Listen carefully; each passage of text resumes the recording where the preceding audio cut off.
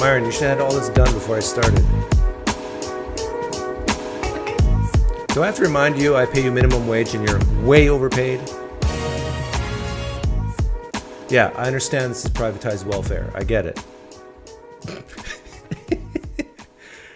Trump lost that debate in the sense of he did a horrible, rotten, terrible, excruciating, frustrating, bloviating, terrible, crazy, bad job.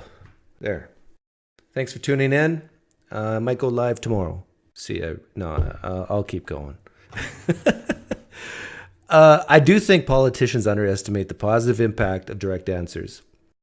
A lot of people say, no, you can't actually tell the truth. You can't give direct answers because the people can't handle it. Yeah, they can handle it. Sure, some of them can't, but most people can. Because I am so fair and balanced, I can put myself in the shoes of a very progressive liberal. And if Trump were to give direct answers, me as a very compassionate, loving, and caring, tree-hugging progressive liberal can listen to answers I strongly disagree with and say, but I respect he answered directly. I respect that we know where he stands. And Trump totally failed at that. And I don't think Trump can be fixed. I think it's, don't get me wrong, I'm still going to vote for Trump. Because there's the policies of his administration that I value more than the policies of the Harris administration. But let's also be honest. The Democrats are not my people. They're not. Anybody who uses the word equity in a positive sense is not my people. My people reward and value success and strength, whereas I sense the Democrat Party is one who values and rewards weakness. And if you're a left-winger listening to me right now, you say, oh, I can't believe he just said that. No. Are right-wingers your people? No. So let's be honest with each other and direct. When you're around right-wing people, if you're a left-winger, you don't feel comfortable, do you? Well, guess what? I don't feel comfortable. I probably feel more comfortable than you because I can handle it, and I've been around and had conversations with many, many, many people who I disagree with, so I can handle it better than you. But still, I don't feel 100% comfortable being around progressive people. Some of the things they say, actually, even though I hope to be more dead inside, some of the things they say really bothers me. And same as with you when you're with right-wing people, right? So let's be fair. Even if there was policies with Trump that you agree with, you're still not going to vote Republican because they're not your people. You don't like them. And it goes both ways.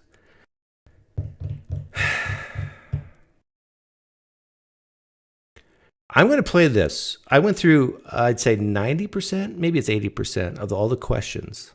And I got it chopped down to about 5 minutes, 6 minutes. And I'm going to try to give everybody here a dopamine rush on both sides of the aisle. I want you to feel good about direct answers. I'm going to try to steelman Harris and steelman Trump, but answer in a way that's direct and honest. And some of you are going to disagree with, some of you are going to agree with, but either way, if you think I'm steelmanning them properly, you're going to say, yeah, right on. Why couldn't they answer that way? Here we go. On the stage here tonight, often asks his supporters, are you better off than you were 4 years ago? When it comes to the economy, do you believe Americans are better off than they were 4 years ago? Okay, well, let's listen to her answer first. So remember the question. Do you believe that we're better off today than we were 4 years ago? I was raised as a middle-class kid. I was raised as a middle-class kid, blah, blah, blah. Nobody cares about you and how you were raised. The American people don't care about how you were raised. Well, maybe a little bit, but not in reference to this question. Here's how you answer the question, Harris. Again, I'm going to try to inject it with truth serum. No, we're not better off than we were 4 years ago. But a lot of these things are out of our control. The government can only do so much. COVID, the effects of COVID gave the American economy a big hit, as it did with other countries. Yes, we made mistakes. We probably should have pulled back on some of the stimulus, which caused the inflation we have today. But we're going to learn from those mistakes and move forward. So yes, 2016, 17, 18, 19, we're probably a little bit better than today. But we're going to work to fix it. Wouldn't that be a nice, honest answer? Just say, no, we're not better off. Actually, the only person on this stage who has a plan that is about lifting up the middle class and working people of America. Vice President Harris, I do want to ask for your response, and you heard what the president said there, because the Biden administration did keep a number of the Trump tariffs in place. So how do you respond? Well, let's be clear that the Trump administration... Okay, so what's the question? You heard what the president said there, because the Biden administration did keep a number of the Trump tariffs in place. So how do you respond? Okay, so the question is about tariffs. Tariffs are bad. It's going to cause inflation. If tariffs are bad and it's going to cause inflation, a sales tax to the American people, then why hasn't the Biden administration taken off all the tariffs that Trump put on? That's the question. Now, what would be the steelman answer that Harris can say? This is a tough one. The honest answer, I think, would be we like the tax revenue. We kept them on so we can collect the taxes. But maybe we need to rethink it, because maybe part of the reason why we have inflation today is because of Trump's tariffs, and it was just a huge lag time. Direct answer. Direct answer is, yeah, maybe we should take them off. And I apologize to the American people for not convincing Biden to take them off sooner. But we really did like the tax revenue. Trump was right. It did bring in about $100 billion a year. If you don't believe me, look at the monthly Treasury report. Well, let's be clear that the Trump administration resulted in a trade deficit, one of the highest we've ever seen in the history of America. Voters across the board in this country. Vice President Harris, you were tasked by President Biden with getting to the root causes of migration from Central America. We know that illegal border crossings reached a record high in the Biden administration. This past June, President Biden imposed tough new asylum restrictions. We know the numbers since then have dropped significantly. But my question to you tonight is, why did the administration wait until 6 months before the election to act? And would you have done anything differently from President Biden on this? Great question. Great question. So remember what the question is. Why did you wait until 6 months before the election? Why did you wait 3.5 years to fix the border crisis? And would you have done anything differently? That's the question. So I'm the only person on this stage who has prosecuted transnational criminal organizations for the trafficking of guns, drugs. Nobody cares about that, Kamala. The question is, why did you wait 3.5 years? So here's a direct answer. Because we wanted a lot of Democrat voters to come in. And we honestly think that we have a reproduction problem in this country, and immigrants tend to breed faster than we Americans. So we have a Social Security problem. So we wanted a surge of immigrants to come to this country to help with our reproduction, help with our taxes, to stimulate the economy. And we realized the American people, after it took 3.5 years for us to realize the American people thought this was too much, and so we had to back down. There's a direct answer, and probably the truth. We were forced to. We weren't forced to in the first year. We weren't really forced to in the second year. Third year, we started to realize, maybe the American people didn't want this. So we thought it was a good idea to do something. Because, there's no chance we would have, that I would get reelected if we, or Biden get reelected if we didn't do anything. So we had to do something. So it was purely political of the timing. There's a truthful answer. human beings. That the vice president has reacted to as well. President Trump, you call this the largest domestic deportation operation in the history of our country. You say you would use the National Guard. You say if things get out of control, you'd have no problem using the U.S. military. Police, yes. You also said you would use local police. How would you deport 11 million undocumented immigrants? I know you believe that number is much higher. Take us through this. What does this look like? Will authorities be going door to door in this country? Yeah. Well, he said yeah, but I don't think he said yeah to, which is a direct answer, and I appreciate it, but I don't think he said yeah to, would you go door to door? But the question is, 11 million, 20 million, whatever the number is, how are you going to deport them? Walk us through this. Another great question. Listen to Trump's answer. It is much higher because of them. They allowed criminals, many millions of criminals. You've said this 1,000 times, Trump. We don't have to hear it another time. Shut your mouth. How are you going to deport 20 million people? What's done is done. They messed up. We get it. But how are you going to deport 10, 20 million people? How? Let me try to steelman him. We are going to go door to door. We are going to use local police departments and the military. We might even have to give incentives to American citizens and pay them $100 for a tip saying, hey, my neighbor is undocumented. And then we're going to load them in buses. Maybe we'll do this. Maybe we'll announce it on national TV. You have 1 week to leave the country. But if you stay and we catch you, you're in big trouble. We might throw you in jail for 6 months. We might confiscate everything you have in another country and coerce governments of your home country. If you have any assets there, we're going to seize them. We're coming for you.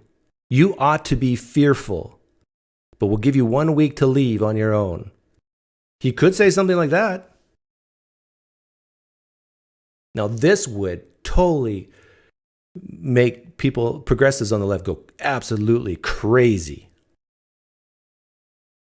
But a part of them say, well, at least we know. But this is a tough question and a tough task. They allowed terrorists. They allowed common street criminals. They allowed people to come in, drug dealers, to come into our country. And then now in the... Yeah, so Trump, you need...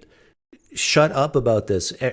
I think the country already knows this. You've said it 1,000 times. United States. Lindsay? Vice President Harris, in your last run for president, you said you wanted to ban fracking. Now you don't. You wanted mandatory government buyback programs for assault weapons. Now your campaign says you don't. You supported decriminalizing border crossings. Now you're taking a harder line. I know you say that your values have not changed. So then why have so many of your policy positions changed? So my values have not. So your values have not changed. So why is your policy changing? Let me just give you the direct answer. Because I won't get elected if I change my policies to match my values. I can't get elected. Ms. Moderator, you think if I enforce the policies that reflect my values, I could ever get elected? No. So I have to moderate. There's a direct, honest answer. Not changed, and I'm going to discuss every one of the, at least every point that you've made. But in particular, let's talk about fracking because we're here in Pennsylvania. I made that very clear in 2020. I will not ban fracking. I have not banned fracking as Vice President of the United States, and in fact, Okay, so what she's saying here is, I won't ban fracking, even though I really, really want to. I want to ban frack. That's my values. But I won't because I can't get elected if I say I will. I was the tie-breaking vote on the Inflation Reduction Act, which opened new leases for fracking. My position is that we have... telling your supporters to go home. Is there anything you regret about what you did on that day? You just So the question is, do you regret anything about January 6th, how you handled yourself? said a thing that isn't covered peacefully and patriotically. The question is, do you regret? I said during my speech, not later on. Or the president? So Trump, this is how you answer that question. You could answer it. I'm not exactly sure how you would answer this, like what you truly believe. But my guess is what you truly believe is, no, I don't regret anything. So this is how you answer. Do you regret anything that happened on January 6th, how you conducted yourself? No, because I told them to go peacefully and patriotically. And if they still didn't believe me then, what would have mattered if I said go home 30 minutes later? I told them this. They disobeyed me. So, that small fraction percentage, there was 120,000 people there and about 2,000 went into the Capitol. And of the 2,000, maybe only 10% were actually really violent. So that very tiny percentage, if they're not going to listen to me when I say go peacefully, what difference would it have made if I said go home like 30 minutes after it happened instead of 2 hours or 3 hours? So no, I don't regret it. That's how he should have answered. Or he can say, yes, I do regret it. I should have been more forceful in telling them to go peacefully. I should have said sooner to go home. He could answer that way too. But either way, just answer the freaking question. My guess is he doesn't regret it. And that answer I gave was pretty good. How you can say, no, I don't regret it, and then explain why. And you were watching it unfold on television. It's a very simple question as we move forward toward another election. Is there anything you regret about what you did on that day? Yes or no? I had nothing to do with that. See, the moderator even said yes or no. He was like me. I like that. Other than they asked me to make a speech. I showed up for a speech. I said, I think it's going to be The question is not about what you had control over. The question is, do you regret anything that you may or may not have done? big. I went to Nancy Pelosi and the mayor of Washington, D.C. and yourself. But I do want to ask you about something that's come up in the last couple of days. This was a post from President Trump about this upcoming election just weeks away. He said, when I win, those people who cheated, and then he lists donors, voters, election officials, he says will be prosecuted to the fullest extent of the law, which will include long-term prison sentences. One of your campaign's top lawyers responded saying, we won't let Donald Trump intimidate us. We won't let him suppress the vote. Is that what you believe he's trying to do here? Okay. I can't see inside her mind, but my guess is the question is, do you think this is what Donald Trump's trying to do? Intimidate and suppress? Yes. I think this is exactly what Donald Trump's trying to do. He's trying to intimidate and suppress. Next question. Let's see how she answered. Donald Trump was fired by 81 million people. So let's be clear about that. And clearly he is having a very difficult time processing that. But we cannot. Messages remain. Just last week, Prime Minister Benjamin Netanyahu said there's not a deal in the making. President Biden has not been able to break through the stalemate. How would you do it? Very tough question. How would you break through the stalemate of a conflict that's been happening for decades? I don't even know how to answer this one to directly, other than say, I don't know. I don't know. Seems like we've been trying to deal with this problem for 50, 60, 70 years, and every time we fall flat. I don't know. Maybe that's the best, direct, honest answer. Let's see how she answered. Well, let's understand how we got here. On October 7, Hamas, a terrorist organization. See, now she's giving a history lesson. Now, I agree, this is a tough question. Hamas in order to get the hostages out and prevent the killing of more innocent civilians in Gaza. If I were president, it would have never started. See, the same question was asked to Trump, and he basically said, well, I wouldn't have started if I was president. But that's not the question. It's the war is happening now. What are you going to do? If I were president, Russia would have never, ever, I know Putin very well. Afghanistan. I do want to ask the vice president, do you believe you bear any responsibility in the way that withdrawal played out? Okay, the Afghanistan withdrawal. Do you bear any responsibility? Direct answer, yeah. I'm part of the administration. So when the administration on matters of war will always take some responsibility. Wouldn't that be an amazing answer? Just say, yeah. With partial responsibility, of course. Could we have done things better? Of course. Let's see how she answered. Well, I will tell you, I agreed with President Biden's decision to pull out of Afghanistan. 4 presidents said they would, and Obamacare, you have failed. Yeah. to accomplish that. You now say you're going to keep Obamacare, quote, unless we can do something much better. Correct. Last month, you said, quote, we're working on it. So tonight, 9 years after you first started running, do you have a plan, and can you tell us what it is? Okay, so the question is, do you have a plan to either make Obamacare better or how to get rid of it and what to replace it with? What's your plan? Direct, honest answer. Well, as of today, we don't have one. Like a concrete plan. If that's what you're asking, we don't have a concrete plan. Don't have it. But we're working on it. This is a complex problem. Next question.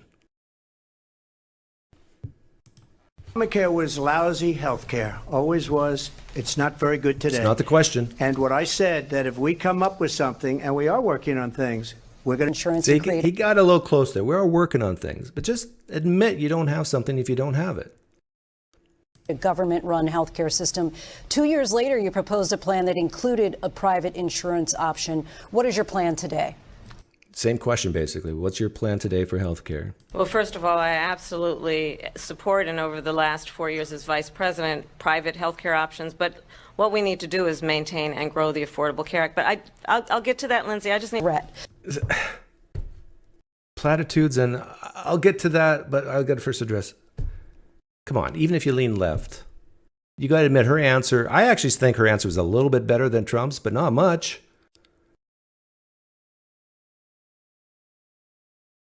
Getting back to Trump could have said, I don't think he truly believes this, but he could have said something like, well, I think the government has, how the left says it's between your doctor and you. Well, same when it comes with the money part of healthcare.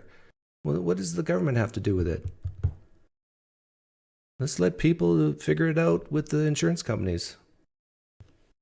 Could have said that, but that'd be like hardcore libertarian type of an answer. Question to do is maintain and grow the Affordable Care Act. But I'll get to that, Lindsay. I just need... The question to you both tonight is, what would you do to fight climate change? And Vice President Harris, we'll start with you. I love this question. What would you do to fight climate change? What would you do to fight climate change? 1 minute for you each. Well, the former president had said the climate change is a hoax. And who cares what the former president said? What would you do to fight climate change? What we know is that it is very real. You ask anyone who lives in a What would you do to fight climate change? State who has experienced these extreme weather occurrences, who... Yeah. So if I put myself in Harris's shoes, I would say, well, we got to punish bad behavior and reward good behavior. So we need to tax the use of fossil fuels. That's number one. And then we need to incentivize the use of clean energy. Like we've been doing things like federal subsidies for solar, for example. We need to do that more, maybe increase it. We need to convince the American people that driving cars that's run on fossil fuels is not a good idea. And if things get so bad, we might have to consider sterilization. Because the biggest cause of climate change is men and women. Remember, it's man-made climate change, says Harris.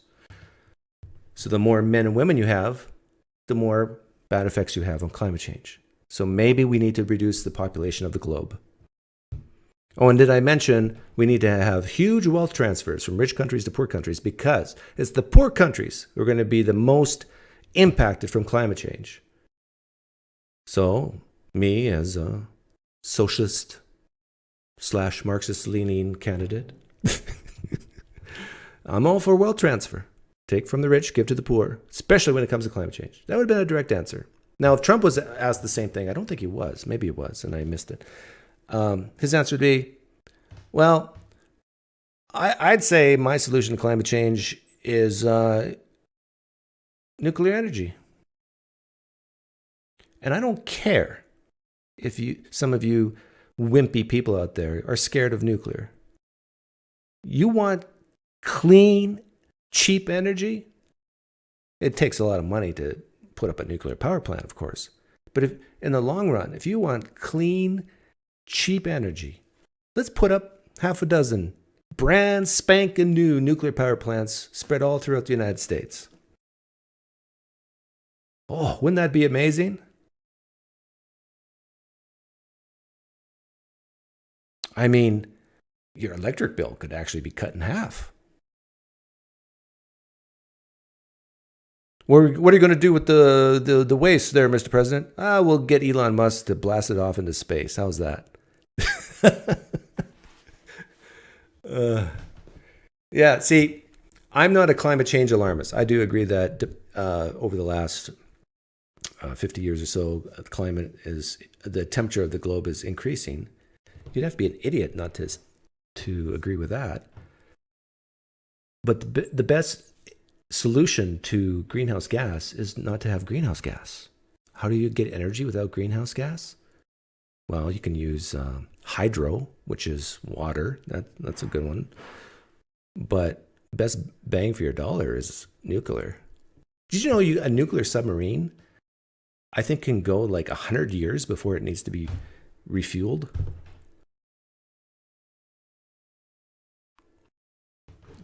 So Trump did awful. And a lot of people say, well, Trump was ganged up on, the moderators. It was kind of like a 3-on-1. Who cares? I've been in many situations where I'm in a Discord room or I'm on a YouTube channel, whatever, where I'm outnumbered like 6-1. Doesn't matter.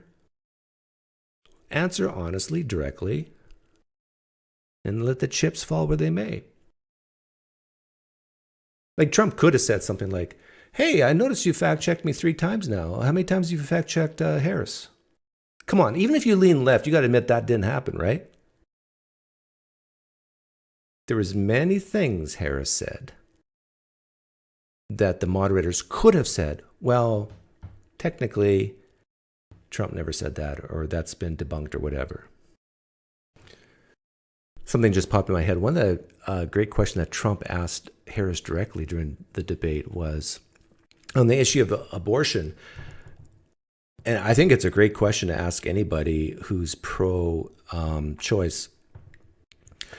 To ask this question. I know this never ever happens. I know it never ever happens. But if it were to happen, would you support a woman's right to choose at the 8-month stage to kill the baby? At 8 months, it's a baby, believe it or not. Do you support that, a woman's choice? Or would you look that woman in the eye and say, no, you weren't raped, not incest, you're healthy, and you want to abort an 8-month pregnancy? No, you're a bad woman if you do. I don't care about your bodily autonomy. That's how they should answer. Look the woman in the eye and say, I don't care about your bodily autonomy. 8 months? You got a human baby inside you. Now, 8 days is a completely different story in my view, but not to the evangelical Christians, but in my view, yeah.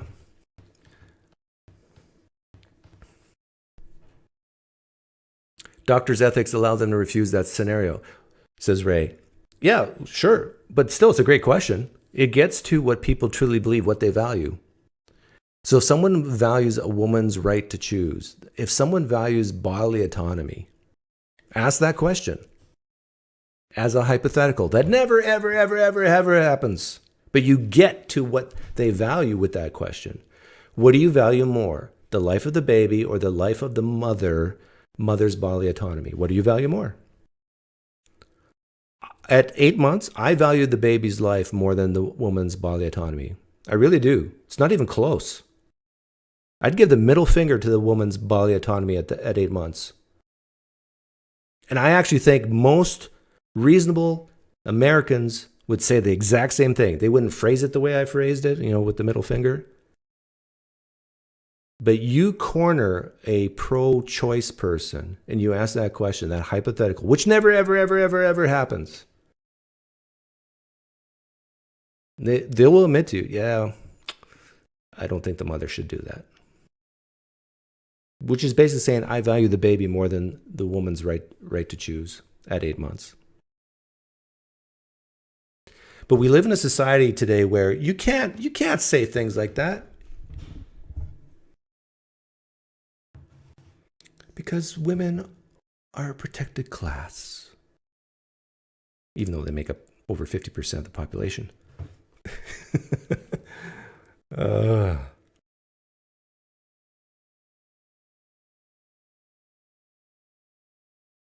3 months is the cutoff. Yeah. I've said this before, I'll say it again. I think abortion, most of the time, is an issue for stupid people. Yeah. Smart humans, it's not 100%, but smart humans don't have unwanted pregnancies. No, it's not 100%.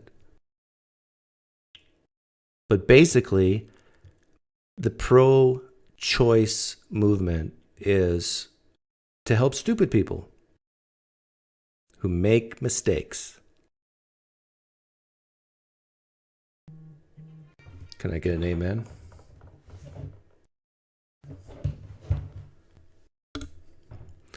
And then Trump, what a brilliant thing Harris did during that debate. Hang on, Yahweh's texting me. Yeah, Yahweh says, I love your show. Yahweh says, lean capitalist. Jesus leans socialist. Whoa! Never knew that. God the Father leans capitalist. God the Son leans socialist. I got to text him back and ask, how does that work during Thanksgiving? The brilliant thing Harris did was triggered Trump emotionally with the rally size comment she made. That your rallies, people get bored, you talk too much, and then they leave. Oh, that was brilliant of Harris. I don't think Harris came up with that herself. If someone on the Harris team ever listens to this, and I doubt it, good job. That was clever. That was smart. If I were on the Harris side, I would have done the exact same thing. And Trump fell for it. Stupid. Trump was stupid. With 2 O's.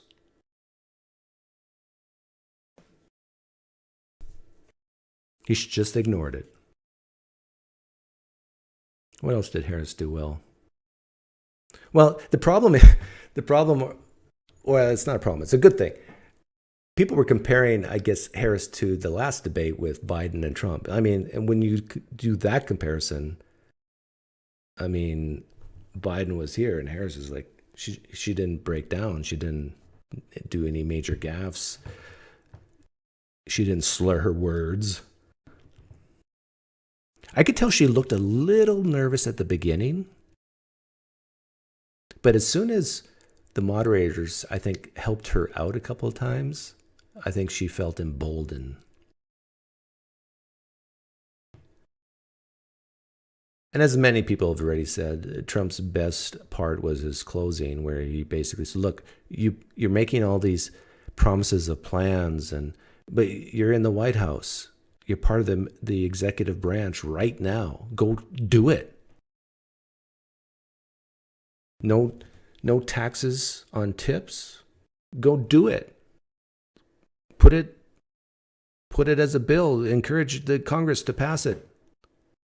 Do it now.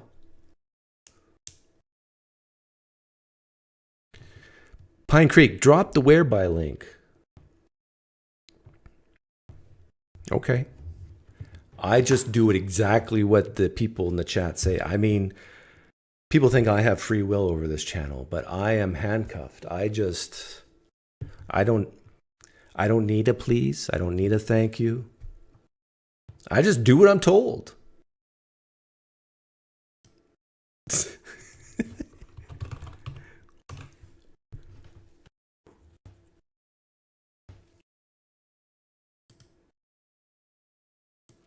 But I was watching a debate with my wife, and it was so uncomfortable for my wife. Like, I'm used to uncomfortable situations, but she had to like get up and go do something, get a drink of water, and then come back, and then and get up. And for both Trump and Harris, it's just like, why don't you answer the question?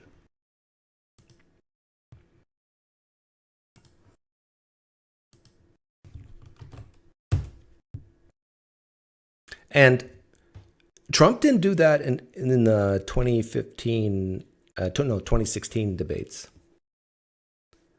You remember how Trump just would just, he was very direct. And he's like, I don't give a crap. Like, do you do this to avoid taxes? Of course I do.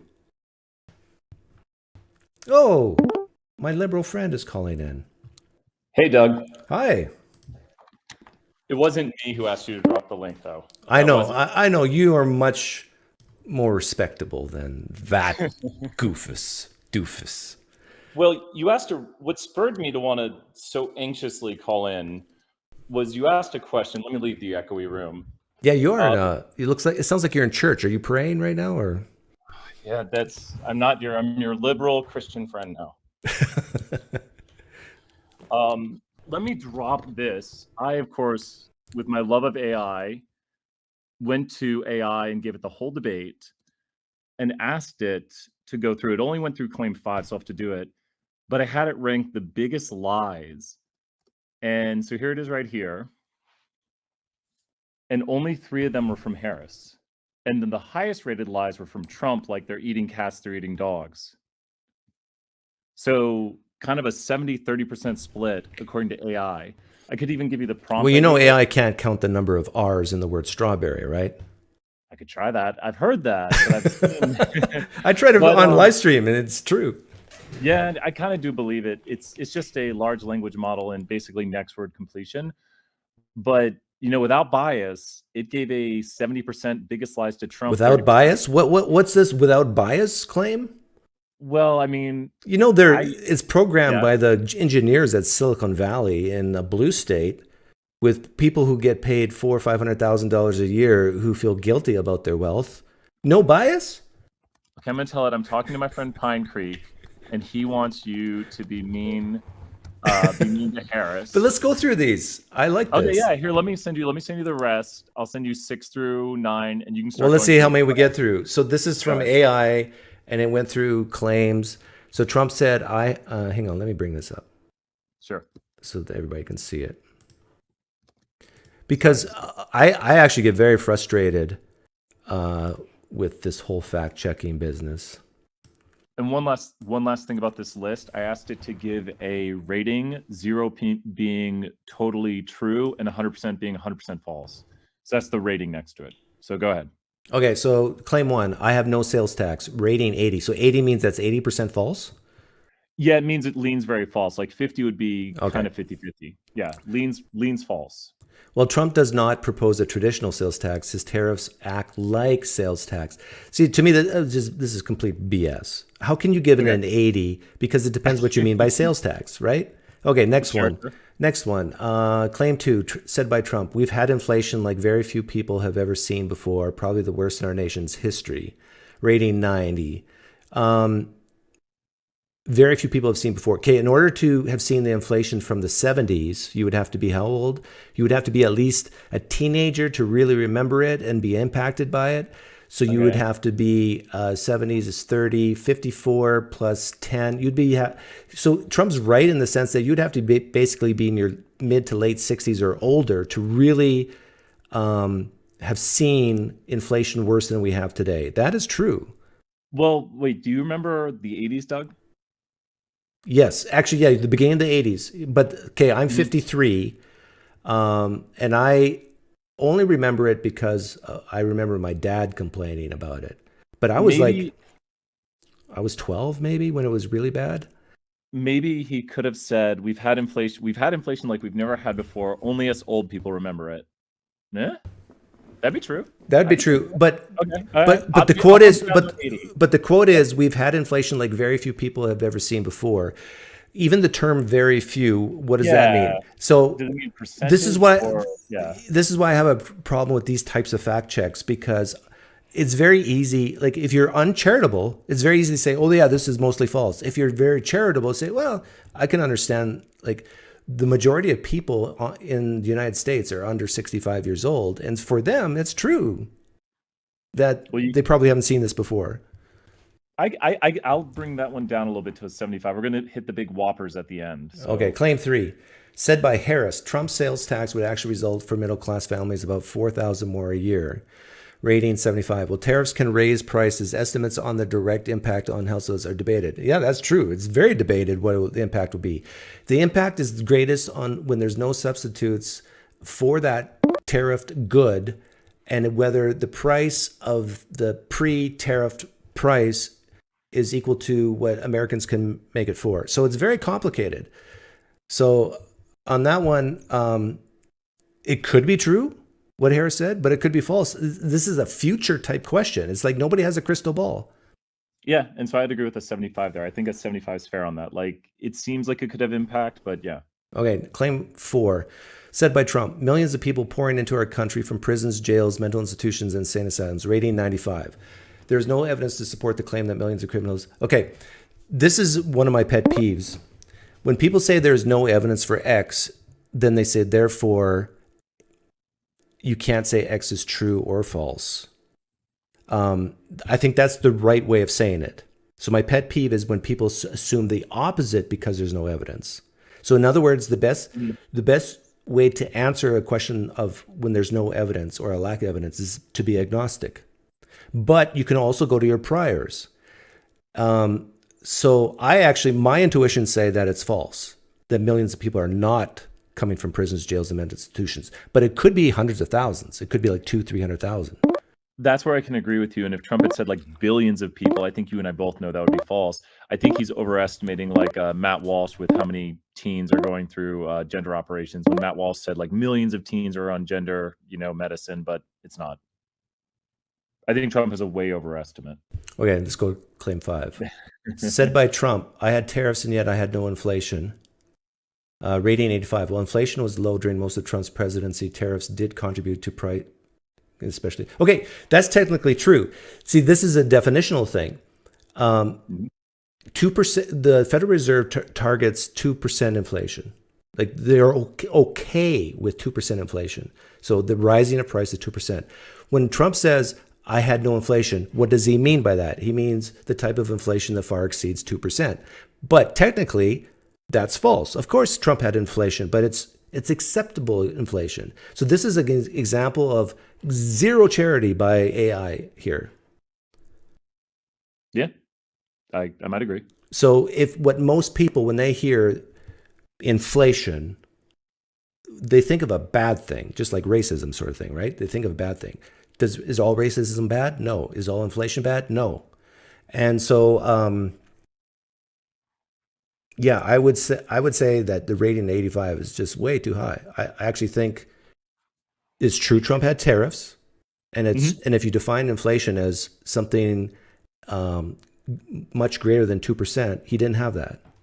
Can I divert you from this list for a moment, because I do want to hit you with one more thing before I bore you. I always feel like I'm not confrontational enough for you. No. Okay. I love you, man. Oh, I appreciate that. We need to golf sometime. I need to come. You out golf? There. Yeah, actually, I went. You ever hear of those places called like Top Golf? Yeah. Oh, that. I know. Okay, yes. But I was psyched. I hit the fence. Oh wow. Hey, yeah, I felt good. And then people were laughing at my form. I said, "Hey, I hit the fence." But anyways, would you ever golf? Actually, you're one of the few people who I would golf with who've called into the show. Well, I keep considering your poker offer, so maybe one of these days I will join you for poker. I have a very conservative friend who I always golf with on Mondays. I would love for you to join us. And through our love and great example, we'll be just like Christians. You will be so attracted to our personalities that you will become a Republican. Well, I do want to throw this and throw some anger towards the Matt Dillahunty. Sorry, Matt, if you're listening to this in the Jimmy Snows. You're not sorry.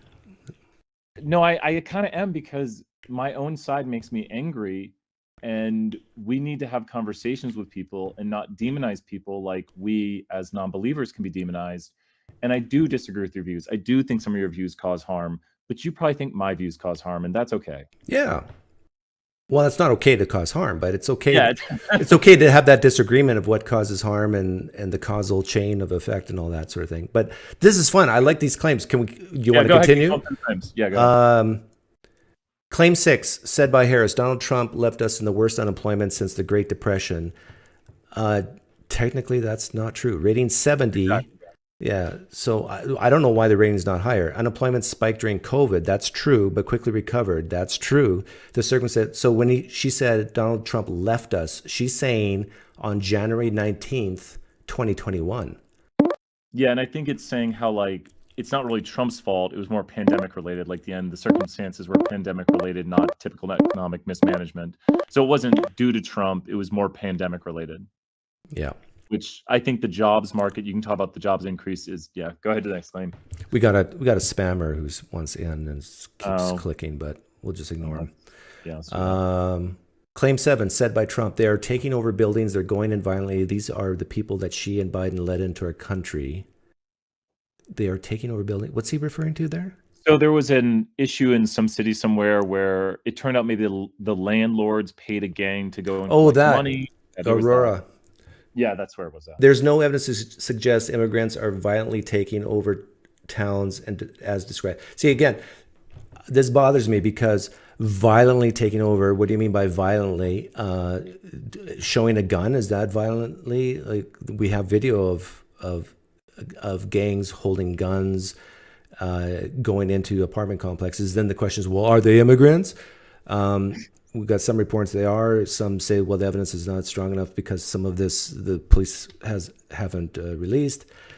So, yeah, this is one of those things where, is it reasonable to think that some people who come to this country are really, really bad people and even in gangs? That's very reasonable to say yes. Is it reasonable to say that if they get in the country, they're going to be doing bad things like this? It's very reasonable to say yes. Yeah. Then the question is, how prevalent is it? Well, in my opinion, even if it's not prevalent at all, but it's still happening, and let's say it only happens once, that's one time too many. Can I throw one thing on this? Because I did agree with you right there.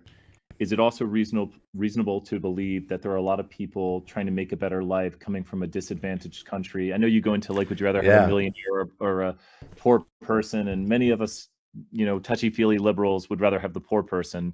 But we don't need to get into that debate now. But I think there's a lot of people with disadvantaged backgrounds who want to come to the U.S. to make a better life. And I do agree that we need to have a proper vetting process.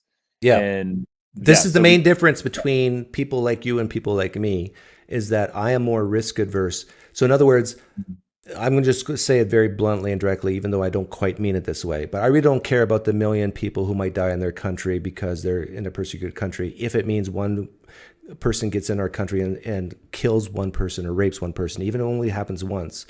Now, I know that sounds horrible, but nobody has the right to be in this country. And so I am way more risk adverse. And I would say we have to adjudicate every single soul as much as possible who enters the country, even if that means people in other countries die. And someone on the left can't do that. Someone on the left who's really compassionate, really cares about humanity because they're a humanist, they can't say what I just said. You want to know a fun fact about me? What? I'm actually first generation American. Oh, just like me. Yep. Well, my dad came from a land up north. Just like me. Exactly. So yeah, continue on to the next one. So I'm pro immigration, or else I wouldn't be here. But go on. Yeah, same with me. Said by Trump, we had the greatest economy in history of our country. That one, what? They only give it a 65? Yeah, you could. Maybe you want to up. See, this is here I disagree with AI, but on the opposite side, I actually think that is mostly false. Like I would give it like a 95. Yeah. Like after World War II, the economy in the United States was booming. Yeah. So that should have been a higher one too. I agree. Claim 9, said by Harris, there are Trump abortion bans which make it criminal for a doctor or nurse to provide health care. Rating 60. See, I think that's too low. Yeah. But Trump abortion bans. Like, well, you know my favorite moment during the debate was when they said something like your running mate JD Vance, and he was like, I don't talk to JD Vance. I've never said anything to JD Vance about this. I don't know where JD Vance gets this. Yeah, that was bullshit. Yeah. That was funny. And also he has concepts of a plan. In fact, I'm surprised that's not on this list of claims that he made. Know. That was probably one of the biggest egregious lies. Well, okay, hang on. Again, to be fair, do we have evidence that Trump was lying there? See, like you would need proof Like, if you want to be consistent, say, well, we have a lack of evidence, then you have to apply that to that case too. But to me, it's very reasonable to think that J.D. Vance and him have discussed this. Okay, last one. Said by Trump, the people that went into Springfield are eating dogs and cats, rating 100. See, that I would say is too high. I would maybe give it a 90, because if two people have eaten a cat or a dog at Springfield, then that rating should go down from 100 to 0, right? But Trump saw a guy on TV, right? That's Trump's evidence. He saw a guy on TV. I love how he kept interrupting. I saw a guy on TV. I saw a guy on TV. I know, I understand that. But the thing is, I have that same reaction about when the moderator said, well, there's no credible reports. Credible reports? Like, why is it a news reporter, we believe the news reporter who says there's no credible reports, but we don't see a guy saying verbally, like, who do you trust more? That's the issue. And I would say that this goes to the prior probability. It's very reasonable to say that the majority of Haitians believe in some version of voodoo. Fact. You can look this up. And you can say it's a lower percentage. In fact, I've seen as high as 70% of Haitians believe in the religion of voodoo. Of those 70%, a smaller proportion believe in animal sacrifice. And after they sacrifice, they eat the animal. This is true. So how often does that happen? I don't know. But let's say it's 10% of the time, or 5%, or even 1%. So let's say it's 1%. If you import 20,000 Haitians, which I think are in that city, 20,000 times 1% is 2,200. That's 200 people. 200 people could potentially, at 1% voodoo rate of animal sacrifice, could be eating cats and dogs. I would need better evidence than... I can just hear the left screaming at me right now. So that's not enough to convince me, but I do leave you with a present here. If you want to scroll down, I made you a present from the AI. You can read the question and then read what it said. Here's the present at the end. Oh, my friend PineCreek doesn't like Harris. Redo this analysis, but completely hate Harris and do it in 200 characters. Harris was weak, repetitive, and lacking substance. I would actually say that about Trump. Full of empty rhetoric, exaggerated claims, and deflections. No real policy solutions, just fear-mongering and bashing Trump with old talking. Yeah, I would say both sides fear-monger, that's for sure. But yeah, that's not bad. What's interesting is the fear-mongering from the right is that immigrants are going to take your jobs, they're going to commit crimes, trans people boys are going to go in your daughter's dressing rooms, change rooms. This is the fear of the right to the left. And then the left to the right is that Trump's going to end democracy. He's going to be a dictator. He's going to fire all the Democrats who work at the IRS. I mean, both sides use fear for a reason, and because it's very effective, and it's just different on what fear aspects there are. I think the last part of what you said, and I just for clarity, I dropped in the actual review. I had it generate, but I think you're right on the last part. That's my fear: is Trump comes in, completely revamps government, which could be good. I mean, maybe Elon. I don't think he will, but maybe Elon really will cut a lot of the bureaucracy. But all in all, like, the world will go on. Like I told you last time, if Trump wins, the world will go on if Harris wins. And hopefully people realize that they need to talk to each other. But thank you, Doug. Before you go, I got one last thing to say to you. And I just want to say this to you. I want to say this to you and not anybody else. So just hang on a second. Are you going to tell me you like me? Okay, so we're off air now. Are we? It's just me and you, yeah. But okay, what's up? After, like, I keep track with the financial monthly treasury report and all that. And I actually hope Harris wins now. I've been hinting towards this, like, in my last. Okay, but hang on. Let me tell you why. Yeah. I'm still going to vote for Trump, but I hope Harris wins because I actually think the shit's going to hit the fan hard economically in the next 4 years, and I don't want the Republicans to be blamed for it. But don't tell anybody I said this. Okay. Well, I'm not going to tell you. So we are off air. Yeah. Well, put it this way: I can guess how much you make. I make probably similar. Well, hang on. Don't go on, because I was joking about being off air. No, you can't do that. No. I pulled a Trump and Harris, and I lied to you. Doug, don't do that to me. Come on.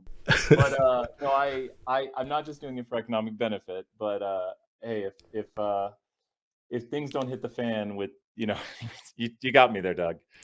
But I learned that from P.F. Young. He used that technique, and I found it hilarious when he did that. But well, you got me laughing, and you made my day better. But I actually do believe like that the poop's going to hit the fan in the next 4 years, and I don't think any administration can resolve it. Like within a year or two, like we're already over $1 trillion in interest payments on the loan. Our deficit's going to be just under $2 trillion this year, and we're not even in a recession.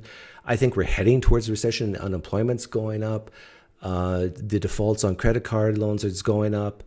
Yeah. I mean, no. Speaking of, my best advice to young people is get out of debt. Get out of debt. Stay out of debt. You should have maybe house debt. Probably not even car debt. Stop spending. Stop spending.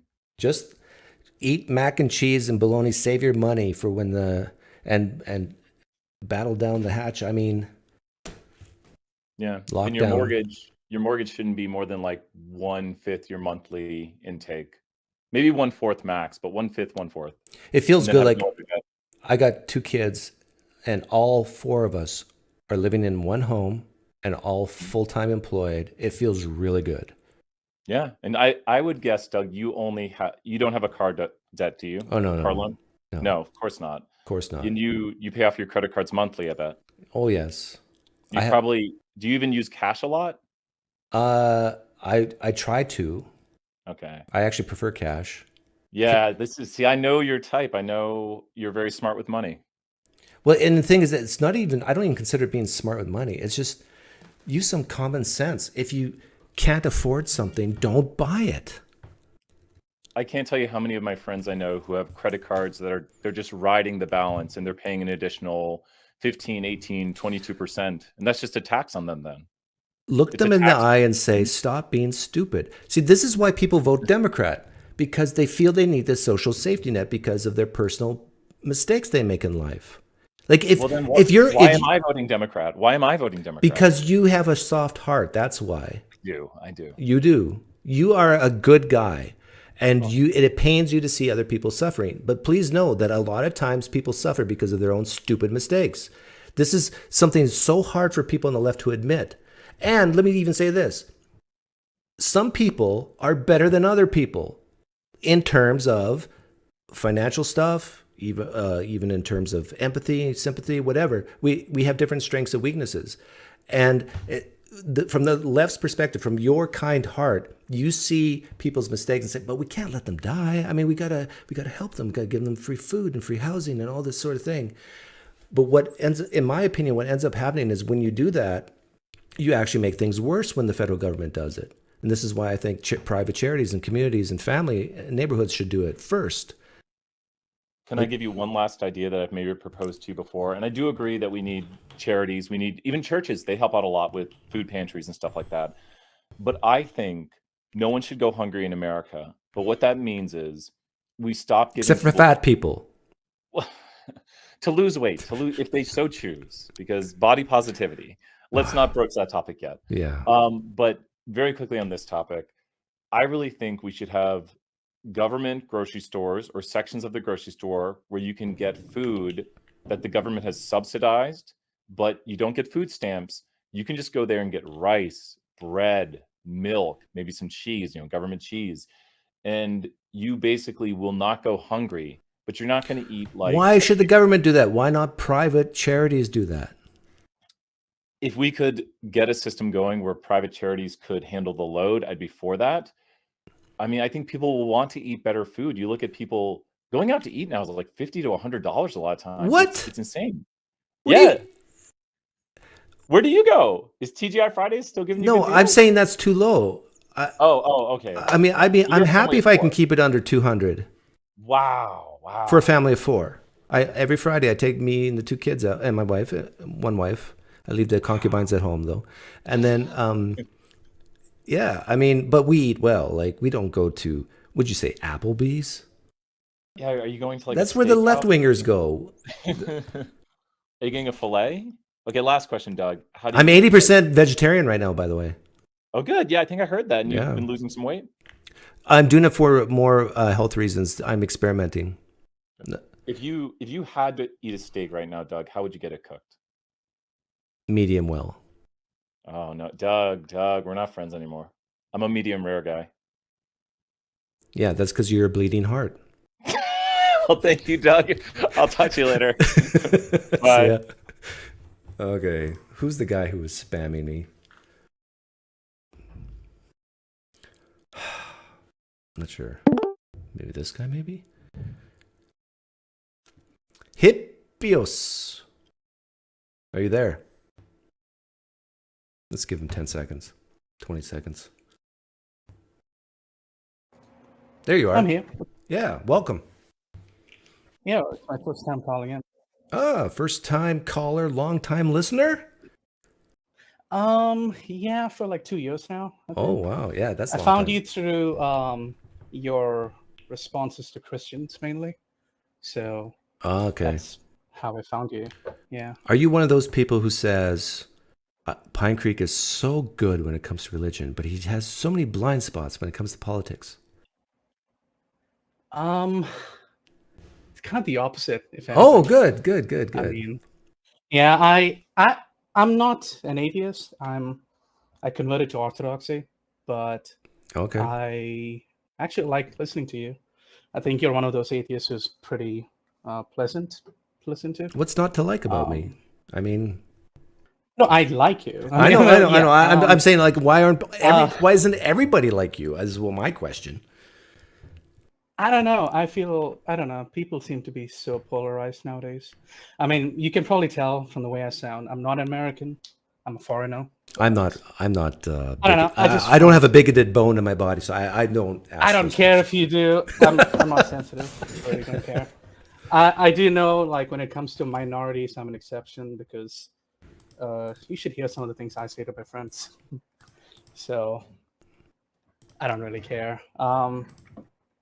So what's the topic about? Well, we were just going through the debate. Where do you lean politically? I'm a right-wing person in the traditional sense, so not like a Republican, but more so monarchist.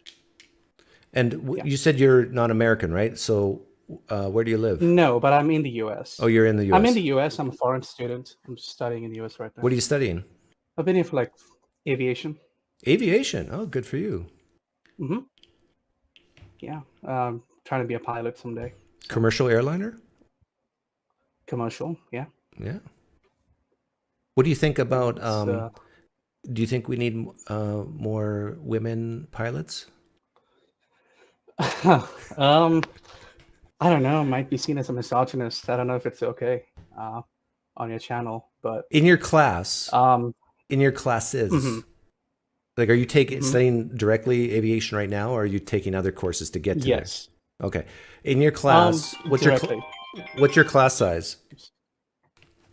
I mean, it really depends. 10, 20, 30? Like, you mean like individual courses? Oh, like 30 students or so. Okay, out of I'd say. think of 30, one of your classes about aviation. Of the 30, how many of them are female?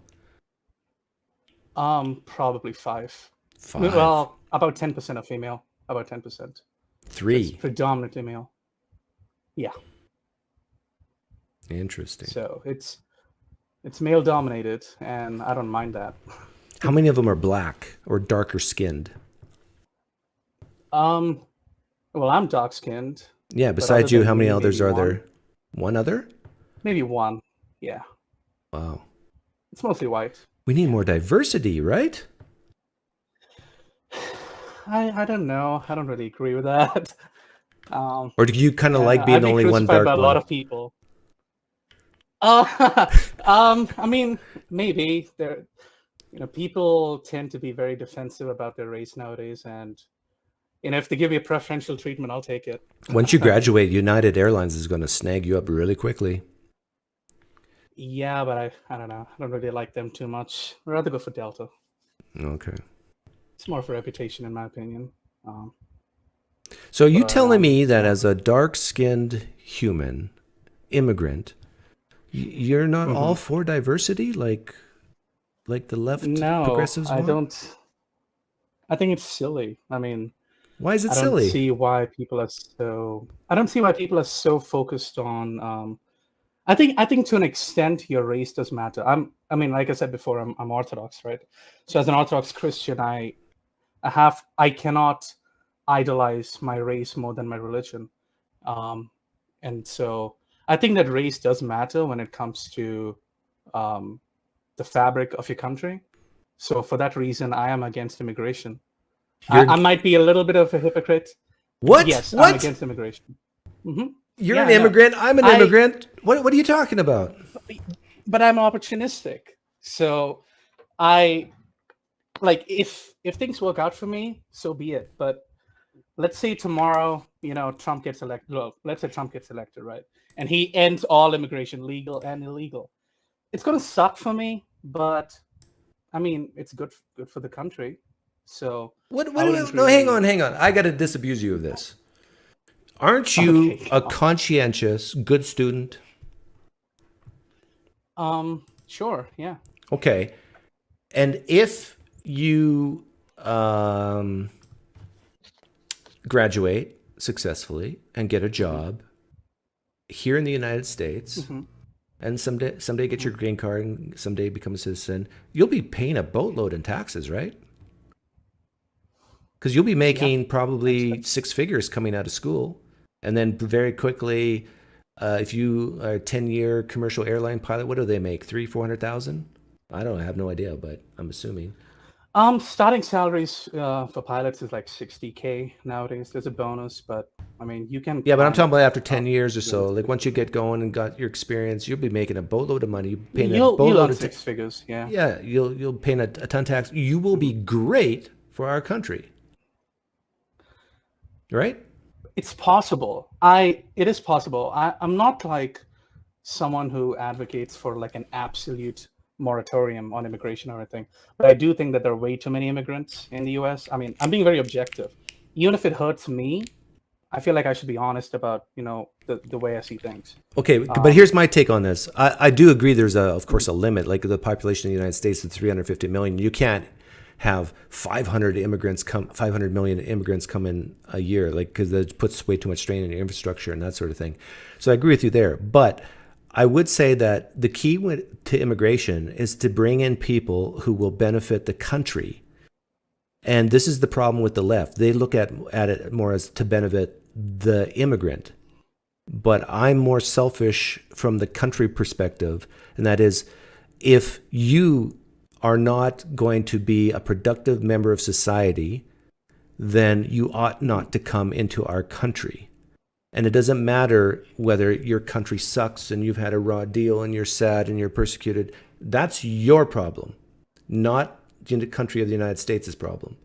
And so this is where I'm coming from, that we should take the best, brightest, smartest, even the richest people from other countries and immigrate them into our country. But the problem is those people are more likely to vote Republican. And so this is why the Democrats don't want that. They rather have people dependent on the government to come in the country. No, I do agree with you, hypothetically speaking, that, well, I mean, yes, Democrats do bring people into the country as, a vote bank. They can use them for their own votes and stuff. I get that. But I think that a country is more than just its economy. I think we should realize that we, as in like generally speaking, that a country has an economy, not an economy has a country. And so there is more to a nation than just the stock market and money and stuff like that. I think the general welfare and security of a people matters too. And in that sense, I don't think that even legal immigrants have been beneficial as a whole for the United States. As a whole, okay. I think there's way too many illegals. Illegals. I mean, we all agree illegals are Yeah, bad, we all agree on that. But like, legals too, I think. imagine there was, like, I pay quite a bit in federal income tax. Imagine there was 10 million of me instead of 10 million of the average immigrant right now. I mean, correct, but there'd be billions more tax revenue. Well, yeah, but see, that's the thing. I I'm not a utilitarian, right? Like I don't see everything as more revenue or something. For me, I think the social fabric of a country matters more. So, Well, as there are P.F. many Young that- said, I'm a cultural Christian because I'm very much against theft and murder and rape. I don't want boys going into girls' change rooms, that sort of thing. So even then, wouldn't you want 10 million of me? Sure, but wouldn't there be a difference between, let's say, 1 million of you versus 1 million of me? By the sounds of it, I think no. there is. Are you sure about that? Well, I mean, I don't know would you, not say but that there's a- I'm assuming you're a good law-abiding citizen, right? Well, correct, but I mean, aren't there cultural differences? Aren't there racial differences? I don't care about racial are differences. these Cultural not, like- differences I care about. So do you love America or hate America? Or are you indifferent about America? I love America. How about you? I don't hate America at all, but I do not like the way it is going, if that makes sense. Oh, sure. I don't. I think- there's many things I don't like. I understand, but can you see yourself living in this country and potentially someday defending this country? Sure. If I have the privilege of of that happening in the future, yes. I mean, I grew up with the value that no matter where I live, I owe that country my life basically. Yeah. And so if I lived, I mean, I'm from Singapore, if just for context. But I grew up there, and I value it more than my I guess you could say my ethnic country. What's your ethnic country? My parents immigrated from India to Singapore, and I was there when I was a kid. Mm-hmm. So you're an East then Indian from who went to Singapore, I came to the Singapore US. and then came to the U.S. Wow, you're very cultured. You're well-rounded. Yeah, I'm not too fond of Indians, to be honest. I don't care if that's racist. I've not had good experiences with them, and I don't. Isn't there a lot of they Silicon just Valley treat me types really badly. from India? Yeah, I'm not too fond of them either. They're good at math, right? That's about it, really. I mean, That's important. I've seen many cases of like Indians climbing up the hierarchy and then replacing everyone else with other Indians, because They're it's racist. cheaper for them to hire. Yeah. Well, I mean, yes, they are, but it's also cultural. You heard it here, folks. Indian culture. All Indians are racist. Sorry, I mean, I'm not brown, saying so I about guess I you. can I'm say just it, I'm triggering. I know. Yeah. Anyhow, I'll let you go. It's nice talking to you. I would reconsider the immigrant thing. I do think that we need a lot of immigration. We just need to adjudicate and get the right ones in. We want people who are not dependent on the government. We want people who want to come to this country, who already either have a great education, great skills, or lots of money. Those are the people we want in this country, not people who are mentally ill, who are very, very poor, who have no idea what they're going to do when they get here. Those people we do not want in this country. Unless it's pure charity, and then it should be far, far smaller than what we currently have, and then they need to be sponsored by people to take care of them like infants. Anyhow, thanks for coming on. Thank you. And thanks for the donations, John. And John spelled his name correctly. With an H. Kamala needed to show seriousness and gravity, elements completely missing from her image. I understand what you're saying, John. She presented as an HR rep at Happy Hour. But the thing is, the expectations for Kamala were low, and she overcame those expectations. And the expectations for Trump were high because, he's always debated. He's done a lot of debates. He always talks. He always takes questions. And he did not meet expectations, at least in my opinion. Yahweh Seeker, what's up?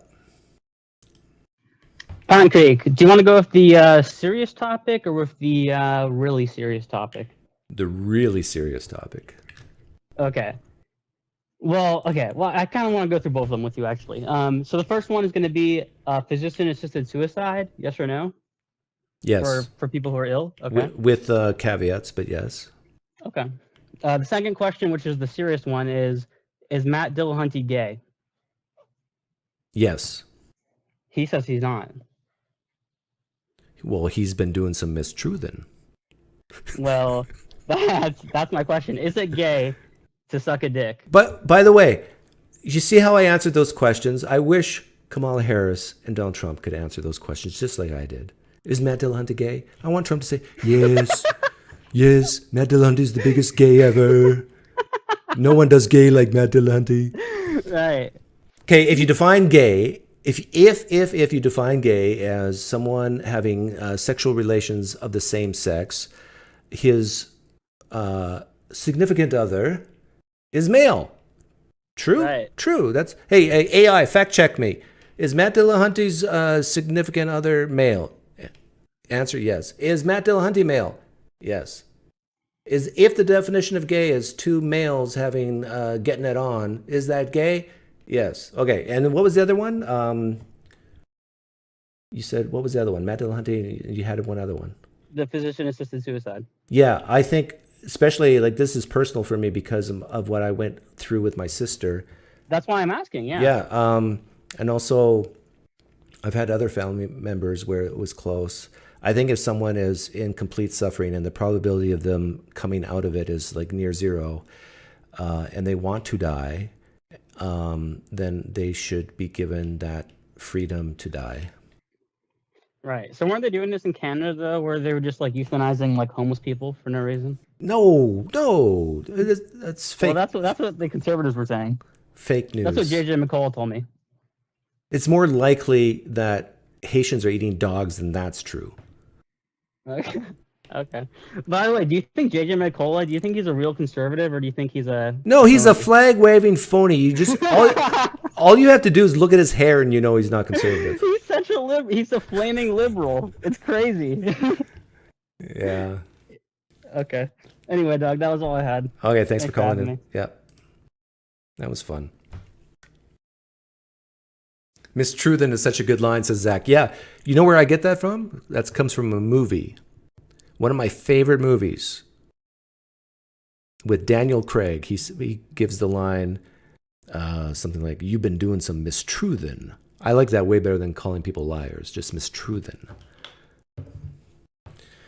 But with the gay thing and Matt Dillahunty, nowadays it's like gay is defined differently. It's defined as same-sex gender attracted, or opposite-sex gender attracted is hetero instead of sex.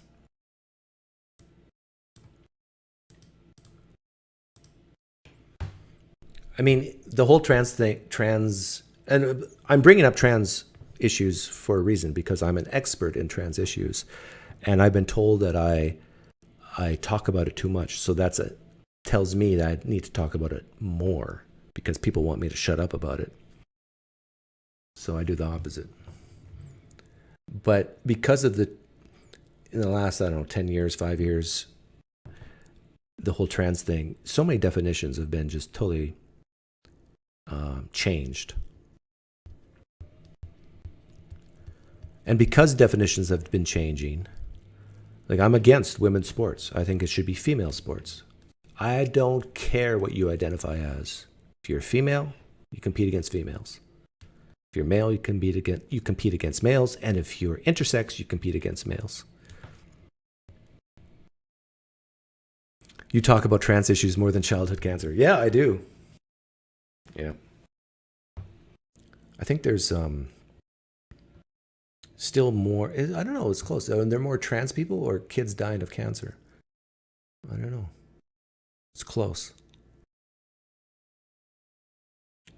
What's really terrible is a kid who's trans and has cancer. Being trans is bad enough, but having cancer and being trans? Then you get my sympathy.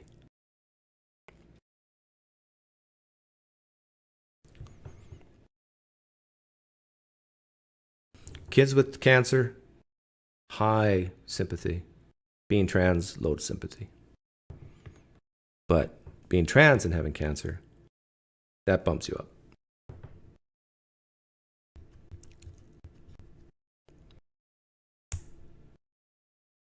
Okay, quickly call in if you want to call in. Oh, sorry, I didn't pin the link. Sorry, says the Canadian Doug. By the way, I'm a U.S. citizen and a Canadian citizen, but if Canada and the United States ever go to war, I will fight for the Americans. because America has given me so much.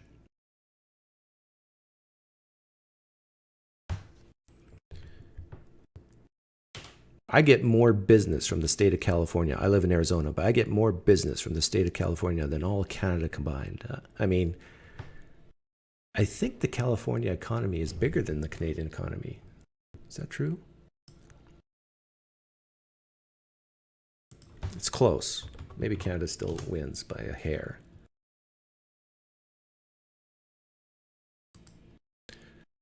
But I love the economics of the United States. I like the ratio of socialism versus capitalism in the United States. I like the beauty of the United States. California is beautiful. Utah's gorgeous. Arizona, the desert is amazing. The sunsets here are just great. What Canada has going for it that most of the United States doesn't is the Northern Lights. Which economy is bigger?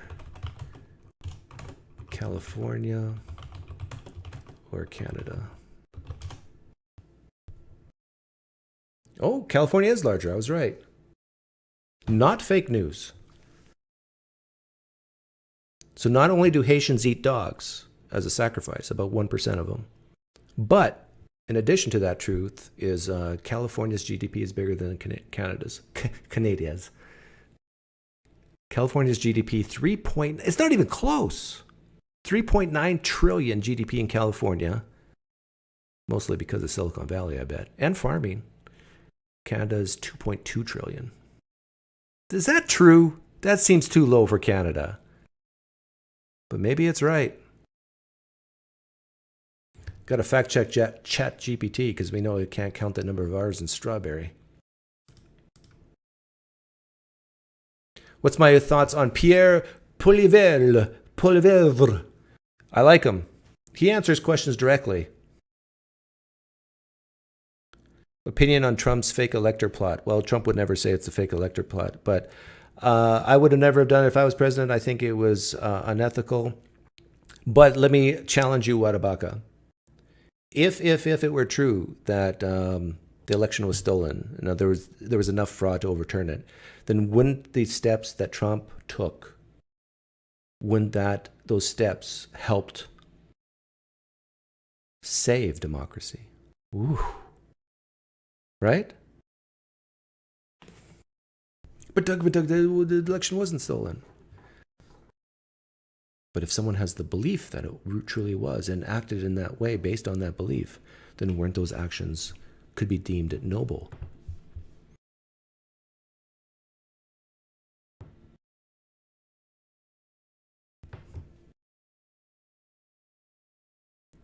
I think so.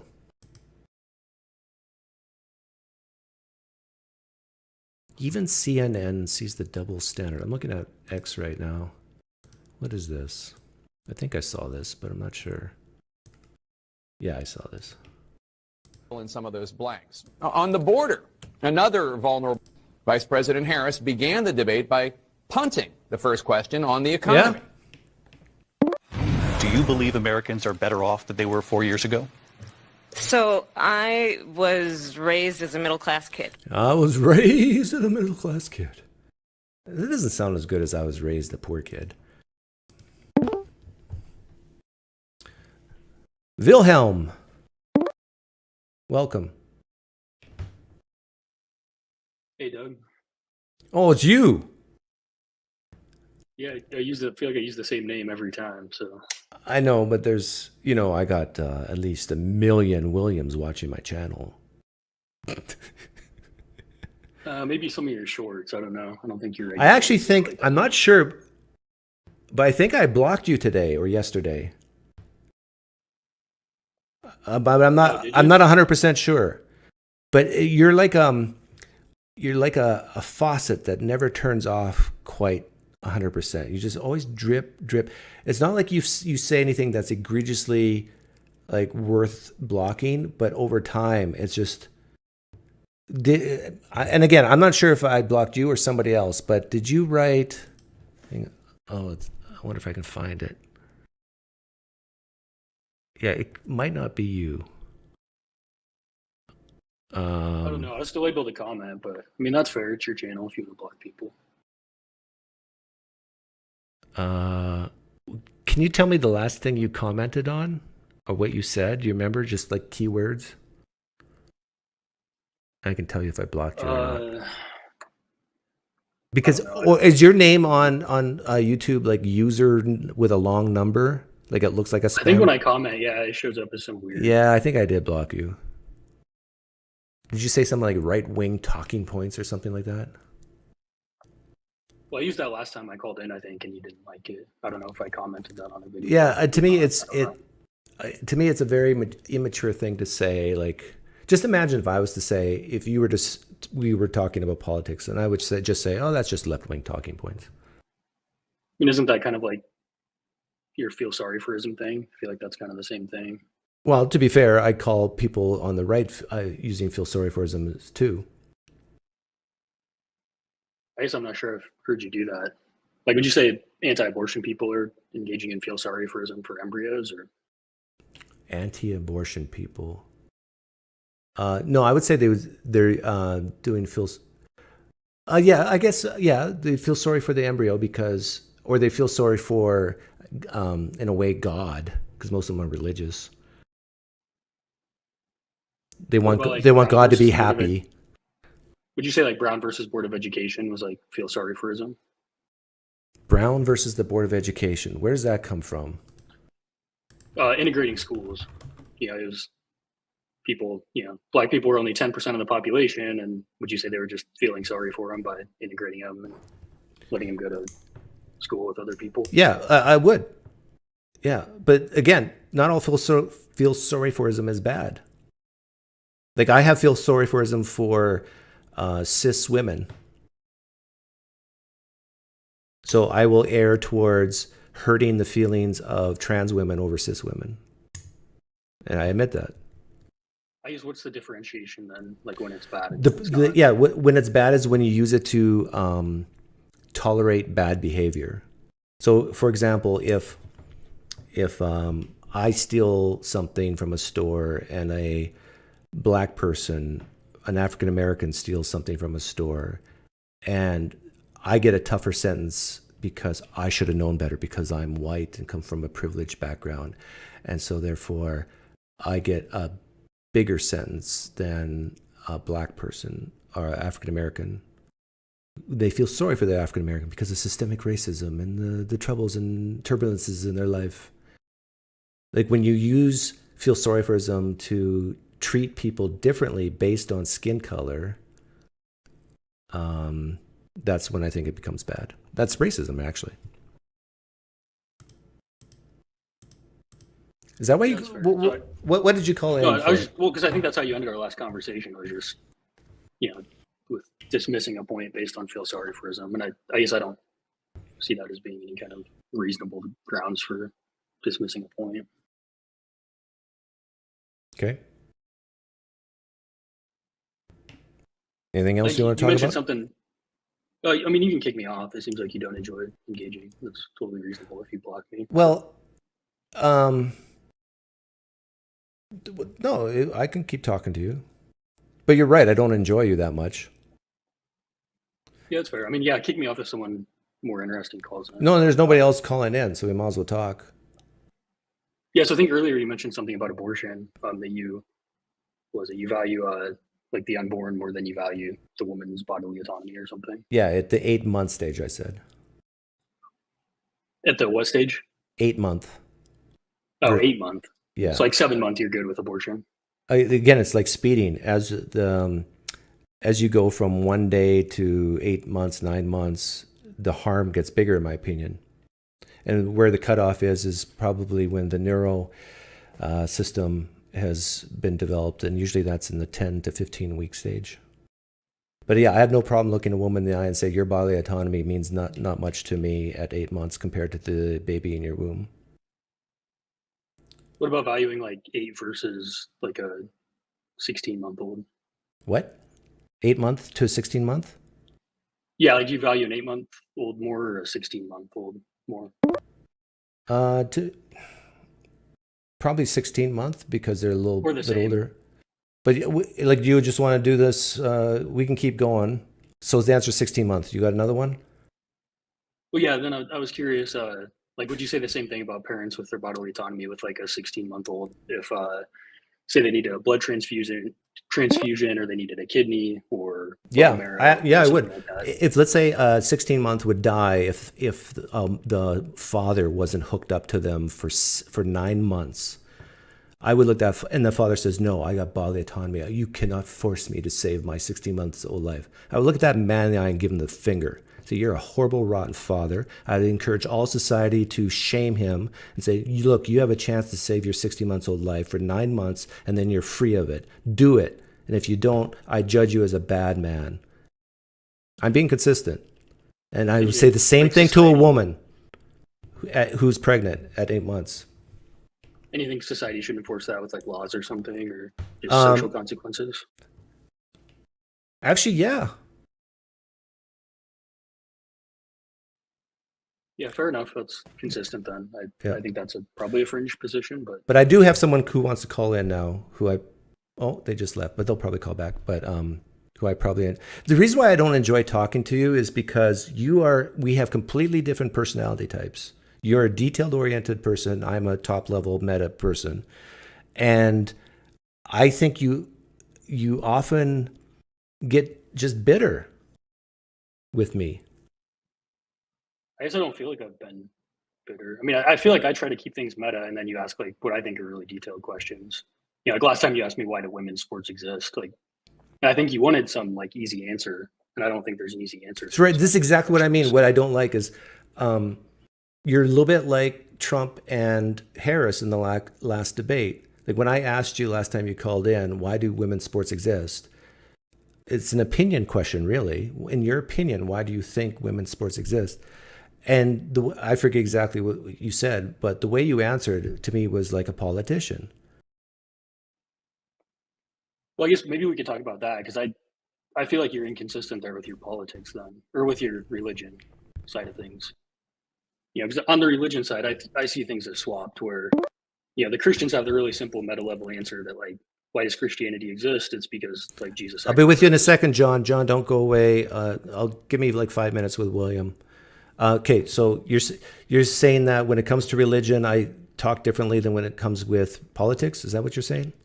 I think so. I mean, so for example, like why does Christianity exist, right? Like the simple answer is like because Jesus actually rose. The actual answer is like some really complex series of historical things. If you were to ask me that question, why does Christianity exist? I would say because there was a man named Jesus who lived, and then the belief that he rose. Not all of the people believe that. That's why it exists, because of this belief, not that because he actually rose. Sure, but I mean, in that case, like you had Camille on your channel talking for 2 hours about how Christianity started and developed, and like social contagion, right? And you all these complex things, right? And you like listening to guys like Camille because he's detailed oriented, right? Well, I guess but my point is like you don't like throw up like a bloviation alert when Camille does that on the religion side of things. You don't like accuse Camille of like some disease of feel sorry for ism, right? Like you see that as a reasonable response. Bloviation is not. It's not all just talking a lot. It's talking about things that doesn't answer the question, or is not talking about the issue at hand. That's when I use the word bloviation. But if a guy like Camille is, let's say the topic is, I don't know, slavery in the Bible, whatever, and he's actually addressing the points, but he's talking a lot about it, that's not bloviation. Yeah, I mean, I guess I see the only difference being like Camille's more intelligent than I am in terms of like he can unpack the full historical reasons for why Christianity exists. He's like read all those massive books that unpack that. I haven't done the equivalent for women's sports, but I think it exists. Like I think you could find probably books out there that go through like thousands of years of histories of development of women's sports across various cultures. And but let me address the main thing you just brought up about when it comes to religion, you see me as one way. When it comes to politics, a different. If I were to espouse all the political ideals you do, and I still interacted the exact same way, people would call in, some right-winger would call in, and I just make them look so foolish. But I'm using the same style, same technique, same rhetoric. My beliefs are opposite. My prediction is you would have no problem with me. Am I That's wrong? fine. That can be your prediction. I mean, I feel like I just Am gave I you a wrong? concrete example. No, I mean, I don't. I think you're wrong. And I think I You just think gave you I a am concrete wrong? example. You think you would Yeah. still call in and say, Doug, I agree with you, everything, like 90% of what you say, but you shouldn't have interacted with that right winger in that way because you didn't delve deep into the issues or whatever. No, I probably wouldn't call in, but I would still see it as being inconsistent. Okay, but because we disagree, you feel the need to call in. Okay, fair enough. But yeah, the disagreement's the motivation for the conversation, but it has nothing to do with the inconsistency there. And I mean, I feel like I just highlighted the inconsistency, and you didn't really. Do you think politics is more about opinion or fact? Oh, that's going to depend on the issue. Like climate change, I would say probably fact. Really? Abortion, probably closer to opinion. On climate change, let's say it's a fact that the Earth is warming. On how to deal with that and the actions to take, isn't that opinion? Oh, it is, but I think in a lot of Thank you. those areas, well, but it's a more widely shared opinion in terms of like if it actually is an existential threat. Like I think you're gonna have the vast majority. Like, do you think like there's like on board? There's people who are hardcore environmentalists who disagree with, let's say, the carbon tax, for example. They'll say, no, this is not a good way to do it. Like, so my point with all this is to say that a lot of politics, people having this idea, oh, just the people on the right side of the aisle, if only they knew the facts. They probably don't, because if they did, they would agree with me. I mean, this is so stupid thinking. It's a lot of it is different value sets and opinions. They can agree. I mean, they can agree on the facts and still have different ideas on how to deal with it. I don't disagree with that. I mean, I think that's why it's important, like why I tried to outline and clear what I view as inconsistency in your epistemology, rather than like claiming you didn't know some fact that I knew or something. And then when I ask you questions like, well, okay, give me an example of inconsistency in my epistemology. Like I think, yeah, it was you who said something about the inner testimony of the Holy Spirit, and then tried to compare it to, what was it, trans? Oh yeah, that was me. No, what I was trying to get at there was, it felt like Nathan kind of cornered you on, like, you seem to, I'm pretty sure you made a claim that like I used androgynous people. I used my like pattern seeking mammal brain. Right. Oh yeah, we're talking about Khalif. Yeah, and I feel like Nathan like kind of put that to bed when he like gave you photos and showed that was completely unreliable. And I feel like in the case of, you do the same thing with religion, with the inner testimony of the Holy Spirit, that try it for Islam and Mormonism, and then when it doesn't work, the idea is, okay, it's been shown it doesn't work, you should abandon it. And I feel like you do that on religion.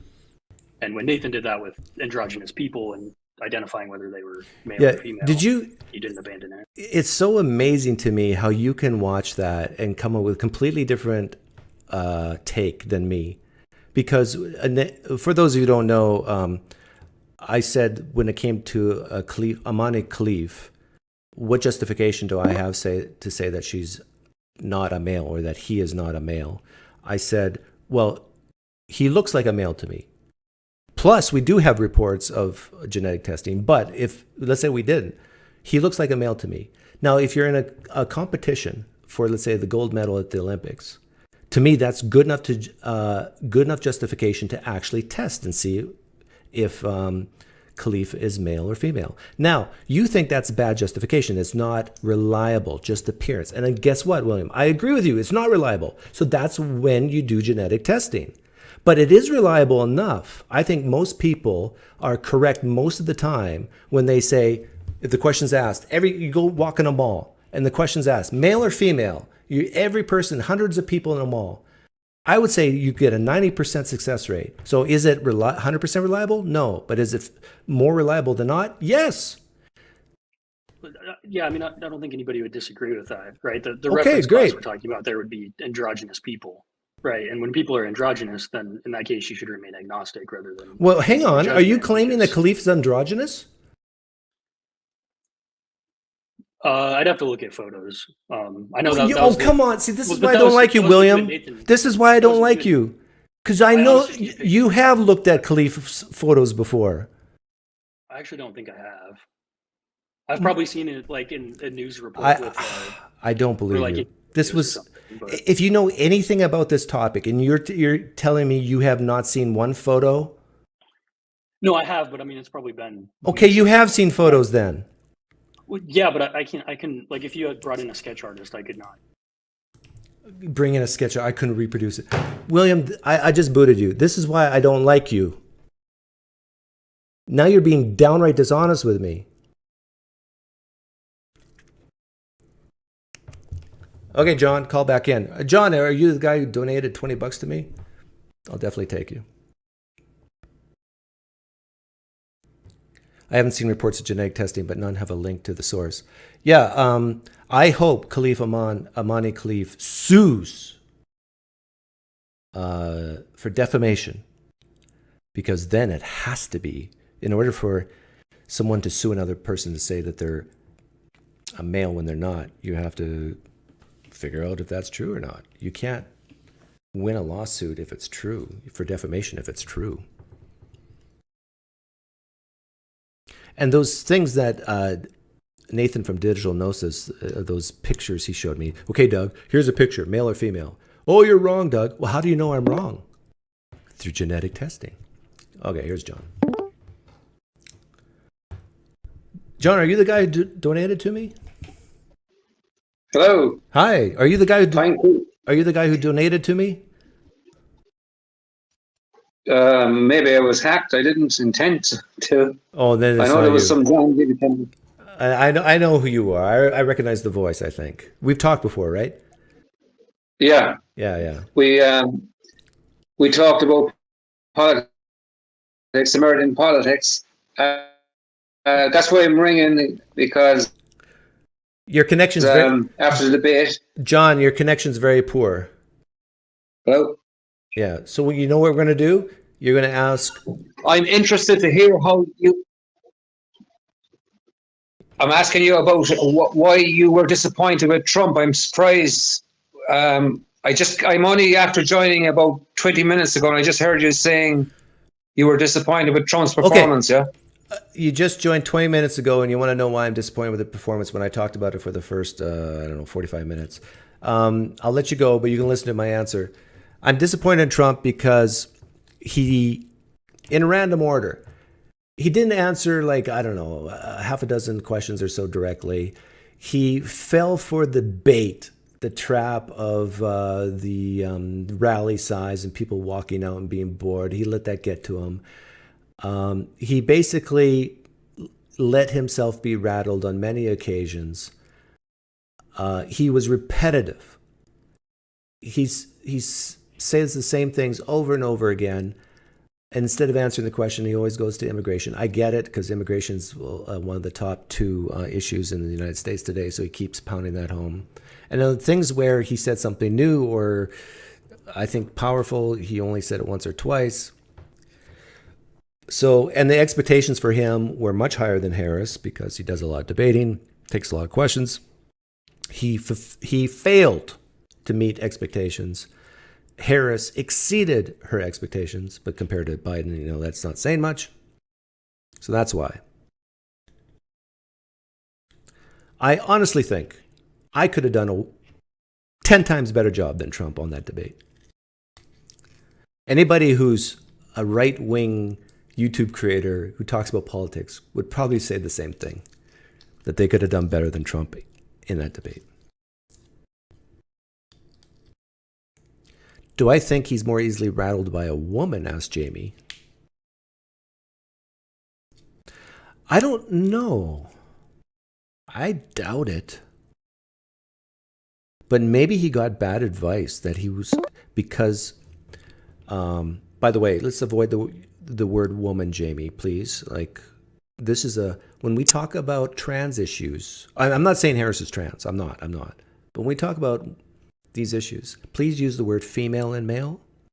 I like to be more precise. I don't care about these social constructs so much. I care about the sex. Quote me. PineCreek cares about the sex. Stan. Hi, can you hear me? Thank you for showing your face. Yeah, yeah, I wonder why people don't want to do it. Because they're weak. Very weak. But you're not weak. I actually a little bit am. If I go online, I get winded a little bit. Oh, just relax. It's fine. I sometimes forget like that for some people going on a video camera like is difficult.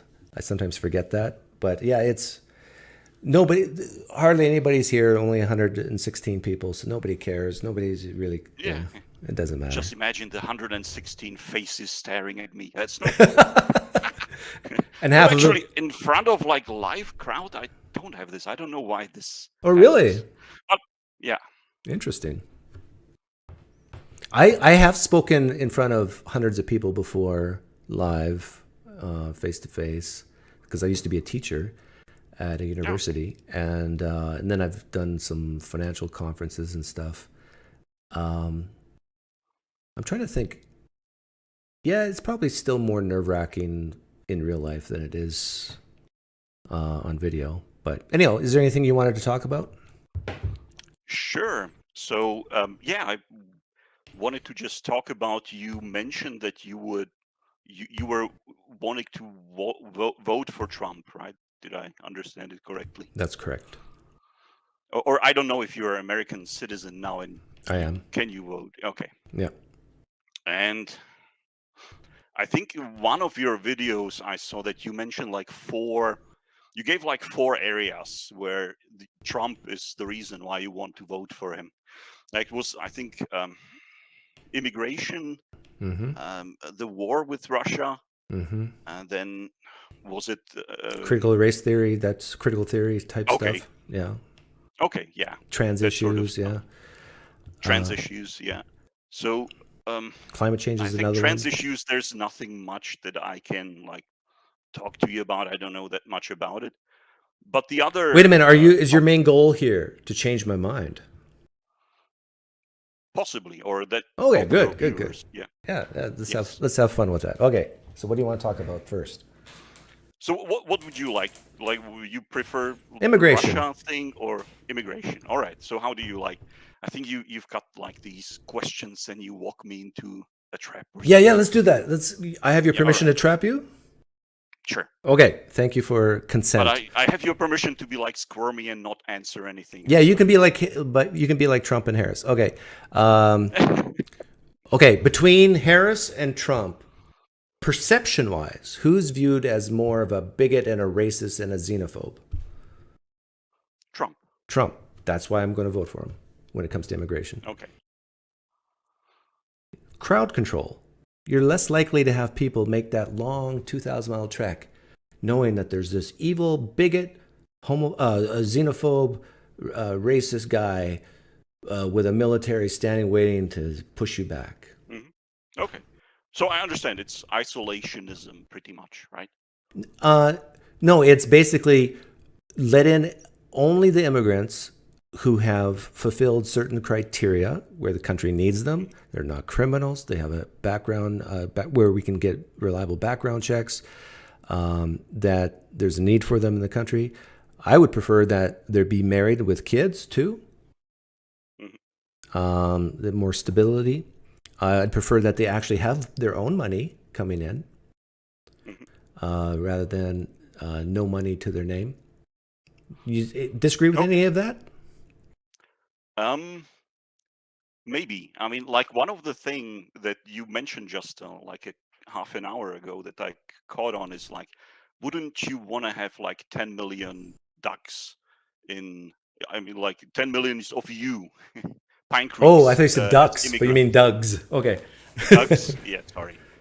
I used to have a better accent, but I've spent too much time in Germany now. Yeah, do you disagree with that? Like if you had a choice between, let's say, what your perception of the 10 million who's come in over the last 4 years, would you rather have 10 million of me or 10 million of them?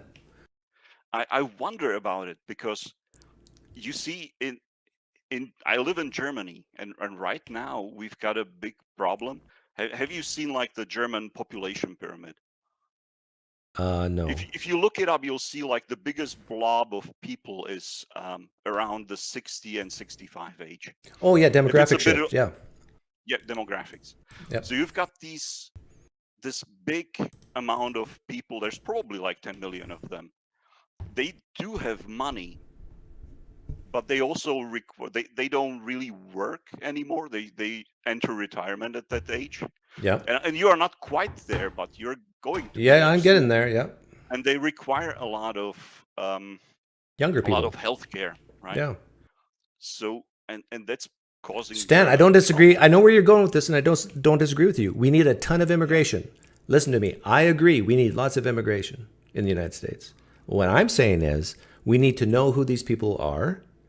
And I do want to see a lot of young people come into this country. But I do prefer young families come in, not single 16 to 22-year-old men. And I want them to have skills. I desire them to have skills and education and money. Mm-hmm. So when they come to the country, it's like, oh, do you need food and housing? No, I got it taken care of. Can you imagine if an immigrant said that? Do you need a social security? No, I got a sponsorship with this company. All you have to do is rubber stamp it. They already said I had a job working at this chemistry lab or whatever. Sure. So the question is then, why? I mean, did you? I kind of caught onto it through some other channels. I don't know if this is true, but wasn't it Trump who killed the bill that would increase the amount of officer on the border? Right, and you know why he did it? Why? Well, I think you have an idea. From the left's perspective, they think he killed the bill because they thought it would hurt him politically and hurt his chances of re-election, because then he would have nothing to blame the Democrats for. But I think the real reason is because he and many Republicans didn't like everything in the bill. There's a lot of Democrats who didn't like the things in the bill. But the biggest reason of all why that bill was killed is because you don't need a bill. You do not need it for one task. And that task is controlling who comes in. Now, you might need the bill to get more people working in the visas, like the bureaucracy part, to hire more people and that sort of thing. I agree with that. But to seal the border, we already have laws on the books. Thou shalt not pass unless it's a port of entry. That's a law. It's section 1325 something. Right, whatever. but you have to like man the borders, and Yes, it requires money, and that was in the bill, right? No, this is the thing. Why is it that when Trump was president, the amount of getaways, the amount of illegal immigration was basically, it was about at par with Obama, but maybe a little bit lower at some years, a little bit higher, but basically at par with Obama. But in 2020, 2021, it just exploded. Why? You want to tell me? Okay, I'll steelman the left's position. They would say, well, maybe it has to do with persecution in other countries increased. Maybe had to do with COVID. I'm not exactly sure why they say that, but because the border was sealed down for so long, and then finally it was opened up after COVID, and there's a huge influx. But this the influx before a few months ago, the influx of illegal immigration, getaways, even deportations, everything, sky high, through the roof, record. Nobody disagrees with it. It was a record. And I think the reason for this is because people like Mayorkas, he went on television and he told the American people, he bragged that Trump had all these executive actions and we got rid of them. And a guy like Biden, before he became president, he signaled to other countries. He used the word, we need to surge the number of immigrants coming into our country. He's basically saying, come on in. Then on day one, I think it was literally day one of the Biden administration, he did more signaling. He's saying we're going to uphold DACA, meaning deferred action on kids and children. We're going to defer that. But that's like the DACA kids. Those are like the most proven, or is it something else? Maybe I'm. No, Maybe I'm basically he was signaling that please come with your kids, and even if we kick you out, your kids can stay, sort of thing. He's all these signals of come in, we're open for business, and then like when Trump was president, I think the orders were different with the Border Patrol than they are when Biden was president. I think Biden, I got to double check this, but Biden would basically told the Department of Homeland Security, let them come across, and then if they claim asylum, then you register them, you put them, tap your little iPad, you get their name, whatever, and they're technically documented, but not really. There's like a 1 hour or half an hour questionnaire that they're supposed to be asked to determine whether they're really seeking asylum, but this is all so subjective. Whereas with the Trump organization, no, if someone crosses that line, they're illegal. And the punishment for crossing at a non-port of entry is 6 months in jail or instant deportation. It doesn't matter if they say, I claim asylum. Who cares? Go back to your country and die. You committed a legal act. If you want to come and claim asylum, you can do it from your home country or another country, and you can go through the port of entry. But the DACA, wasn't this the children of immigrants that were at least from very small age in the United States or born in the United States, right? Yeah, children. Those were covered by DACA. Yeah. Those were some of the best vetted people, right? You've had them in the States since they were little kids. Best vetted. Yeah, you mean for like if they're a few months old? I mean, there's no difference to an American child like that was born to your American. Sure. Parents. Yeah, they're best vetted because they've only lived for a few years. Yeah. So those were like Trump didn't want them in the United States anyway, right? No, what does it say about Trump then? Yeah, I don't want young kids with no parents in the United States either. Yeah, but I mean, some of them were already like late teens, young adults. Like what I'm saying is, if their parents their are life here, like we've spent. Wait, hang on, late teens, young adults. How do we go from children? I thought so, yeah. Well, because they've been here for a while in the States. Okay, but they're still here legally, right? Right, but you right. say you want those. So the law says. Yeah. The law says if you come here illegally, 6 months in jail and deportation. Right, but you're saying we should break the law? Well, look, maybe I'm misunderstanding it, so somebody can correct me. But the way I saw it is that the DACA was a way for these people who spend their whole life since childhood in the United States to find a legal way to come here and stay here because they do have value. Yeah, I understand that, but don't you see how don't you see how that encourages more people to come with their kids? Sure, yeah. Yeah, that's bad. But well, I mean, that's the question, right? In my opinion, it's bad. Okay, so if you had these kids here who went to school, were about to start a job, is it bad that you have them? Yes. In Germany, we would really love to have more of them. Why? It's bad if you just have the old people here. No, it's bad because they came in illegally. It's bad because we don't know who they are, like where they come from. That's the thing. The kids who've been here for 10 years, say. Well, yeah, you're right. Those kids, we know that if they've spent their whole lives here, but the problem is, it is the epitome of injustice to let people come in illegally, live here, and then give them a path to citizenship when people from other countries have had to jump through all the hoops, gone through all and do everything the legal way, and then they get no repercussions. Do you think there should be any consequences to parents making stupid choices, crossing illegally, having kids here? Like, no penalty?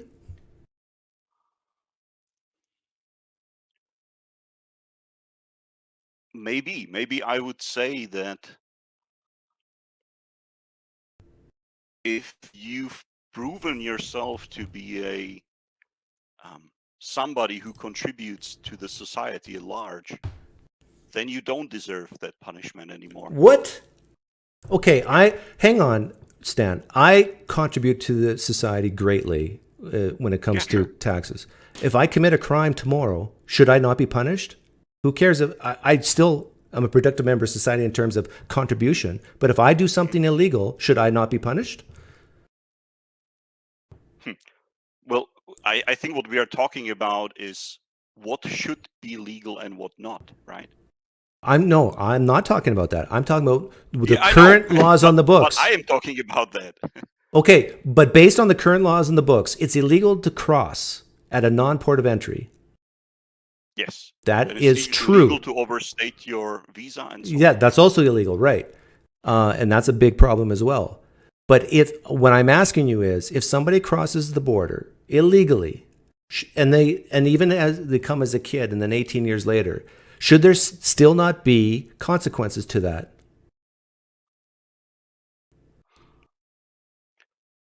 Possibly, yeah. I mean, possibly. I say yes. You see, I mean, do you understand why I am struggling with it? Because Like, you I'm have a trying soft to heart. be- That's why. Well, no, because I think that they do provide value to the society. How do you know that? Maybe some do and some don't. Well, of course, I am sure that some don't. Okay. So what do you do with the ones who don't? Those are the ones that you could deport or Okay. jail for whatever kind of. You don't want to jail them because they trouble cost the they are taxpayer causing. money. I would recommend deport. So, but let's talk about the ones who even do add value to society. Mm-hmm. They still have entered the country illegally. I don't know how they got a social security number. Well, I guess if they were born here, but let's say they weren't born here. Odds are they got a social security number either illegally or I don't know how. There has to be consequences for breaking the law. So what would you Deport them, suggest and the then consequence? Deport them, right? and then I would. and then if they are productive members of society, they can re-enter the legal way. But why? Why would you? I mean, if you. Because then we can do already- things like background checks. We can make sure they're vaccinated. We can do all these things that makes for a productive society. We can adjudicate that. But wasn't DACA exactly that? That you had, okay, we've got these people, you come here, you DACA's register. deferred action, not action. Right. Okay. Right, but I mean, at least you had to become documented. At least that phrase is almost meaningless today. Documented in what sense? Like when I came, I could actually show you a paper. I mean, a whole thick I file worked in the folder. States I had the same one. I worked in the Yeah. United States for some time. How many kids or immigrants who crossed illegally have folders like you've seen and I've seen of thick, like all the paperwork? I mean, no, they don't have that. Yeah. What they mean by documented, but what the left wing means by documented is the border guard types a name into a computer, and that's it. Yeah. Look, okay, I don't know what are exactly the kind of conditions under which you could become this, they called it dreamer or something, under DACA. But I thought that this was like a solid path to citizenship when you become adult. So it wasn't just like somebody make a check mark somewhere. Yeah, and if that path to citizenship includes things like fines, penalties, deferred payment for all the steps that would be required if you do it legally, yeah, then I'm open to that. But you still have to do it legally. And I would prefer that if someone is in the country illegally, even if it's 50 years, and this is now getting really, because I had a caller come in and talk to me and said, my parents are illegal. And they've been in the country, I don't know, 40, 50 years, maybe it's 30 years, but a long, long time. What should be done with these people? And that's a tougher question. But I would still say they have to pay some type of fine. They broke the law. What kind of fine do you think they should pay? I'd say at least, I would say at least 10,000. Why that number? Because that's probably the minimum amount that legal immigrants have to pay. What? I didn't have to pay that. Well, I didn't either because I did all the work myself. And my guess is you did all the work yourself too, right? Not all. I don't know what. Like a lot of people hire immigration lawyers. I had to walk to the American consulate and had an interview. And well, okay, I'm talking about getting to the point where you get a green card and then can become a naturalized citizen. You didn't do that. I'm not just talking about getting a visa for 6 months or 12 months. I'm talking about going through the process to become a citizen. That will cost at least 10,000, probably closer to 20, 30. But so would you say that would be a benefit to the society if you could say, look, immigrants, we can all we give you a path to become legal citizens of the United States, and here are the conditions. You've got to provide these kind of documents, what you've been doing for the past years and whatever, and pay $10,000. So do you think that would be a benefit to the society? Yes. Okay. Do you think Trump is likely to do that? Yeah, more so than Harris, yeah. I see the completely other way. I mean, you know why I say that? Isn't Trump the one? Well, I let me say I remember 10 years ago, or how many? 8 years ago, he was screaming that they are sending the rapists and murderers from Mexico. Yep. And now they are sending cat eaters. Like, how would he say, okay, dear murderers and rapists, pay $10,000 and you can stay? I can't imagine it. He would say, we're going to deport you and you have to re-enter and do it the legal way. I think Trump is way more likely to say that than Harris. You know why? Because Harris said, come on in. She didn't do anything about it. But can you this is something that I don't quite. What exactly did she say? Can you point it to me? Well, when I say Harris, I mean the Harris-Biden administration. So let me bring up 59 reasons. Okay. It's like 59 questions for atheists.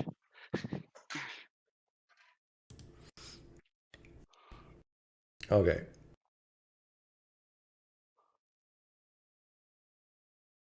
So January 20th was when Biden was sworn in. On that day, Biden terminated the national emergency at the southwest border, Proclamation 9844, thereby halting emergency construction of a border wall. So Trump had constructed only 280 miles worth of wall, but it was still going, but very, very slowly for some reason. Trump halted that in January 20th. Same day, first day, President Biden issued an executive order further entrenching the unlawful deferred action for childhood arrivals. With this action, President Biden directed the Secretary of Homeland Security in consultation with the Attorney General to preserve and fortify DACA. On the same day, President Biden unveiled the U.S. Citizenship Act, which would provide amnesty to millions of illegal aliens in the U.S., demonstrating intent to reward illegal border crossers with a path of citizenship. So that's incentives, right? Same day. Wait. But that's the DACA, right? I mean, that's what they are referring to. No, this is something different. January 20th, 2021, President Biden revoked the Trump-era executive order that was designed to ensure there was meaningful enforcement of U.S. immigration laws. Same day, first day, the administration issued an executive action ending limitations and restrictions against immigration from certain countries associated with terrorism. So in other words, you know how Trump said, if you're from Iran, don't come, basically, or Iraq, certain countries. Biden did away with that. first day of office, the Biden administration announced a 100-day moratorium on deportations and immigration enforcement, effectively providing amnesty to criminal and other removable aliens and sending that signal that the Biden administration would not enforce the law. The administration also announced interim immigration enforcement guidelines that signal to illegal aliens that they do not have to worry about the possibility of deportation. February 1st, 2021, the Department of Homeland Security implemented Acting Secretary Pukoski's policy requiring a new process shall provide for assessments of alternatives to removal, including but not limited to staying and reopening cases, alternative forms of detention, custodial detention, whether to grant temporary deferred action or other appropriate action. And this is a big one. Okay, I mean, like, I think let's not bore everybody, because this is the biggest one. This is the last one. On February 2nd, 2021, President Biden issued an executive order number 14010 and began processing asylum claims at the border. The president also signaled an end to the migrant protection protocols, which is known as the Remain in Mexico policy, while making other statements. So during the Trump administration, if you wanted to claim asylum, you can, but you have to stay in Mexico until it's processed. Biden did away with that. Okay. So, look, I can't respond to them. Some of them sound a bit suspicious to me. Here, hang on. I'll send you the link. Yeah, sure. And there'll be a links within links here, so you can go as deep as you want. Like in the chat here or in the YouTube This chat right here. Okay. All right. So, I mean, I can look at them, but I wonder if I find some of them to be like. So based on what I've told you, based on my values, like my opinions, and I admit they're opinions, like what I value, how I think things should be done, my value of enforcing the law. Some people think it's a bad law, but my value of saying it's a good law, my opinion saying these are good laws, like don't cross the line in the sand, and then it should be punished. Based on those things, don't you think I am at least justified to voting for Trump over Harris here? Justified in the sense, or that's a bad word. Let's say, no. Do you understand why I would vote for Trump? I understand why you would take this.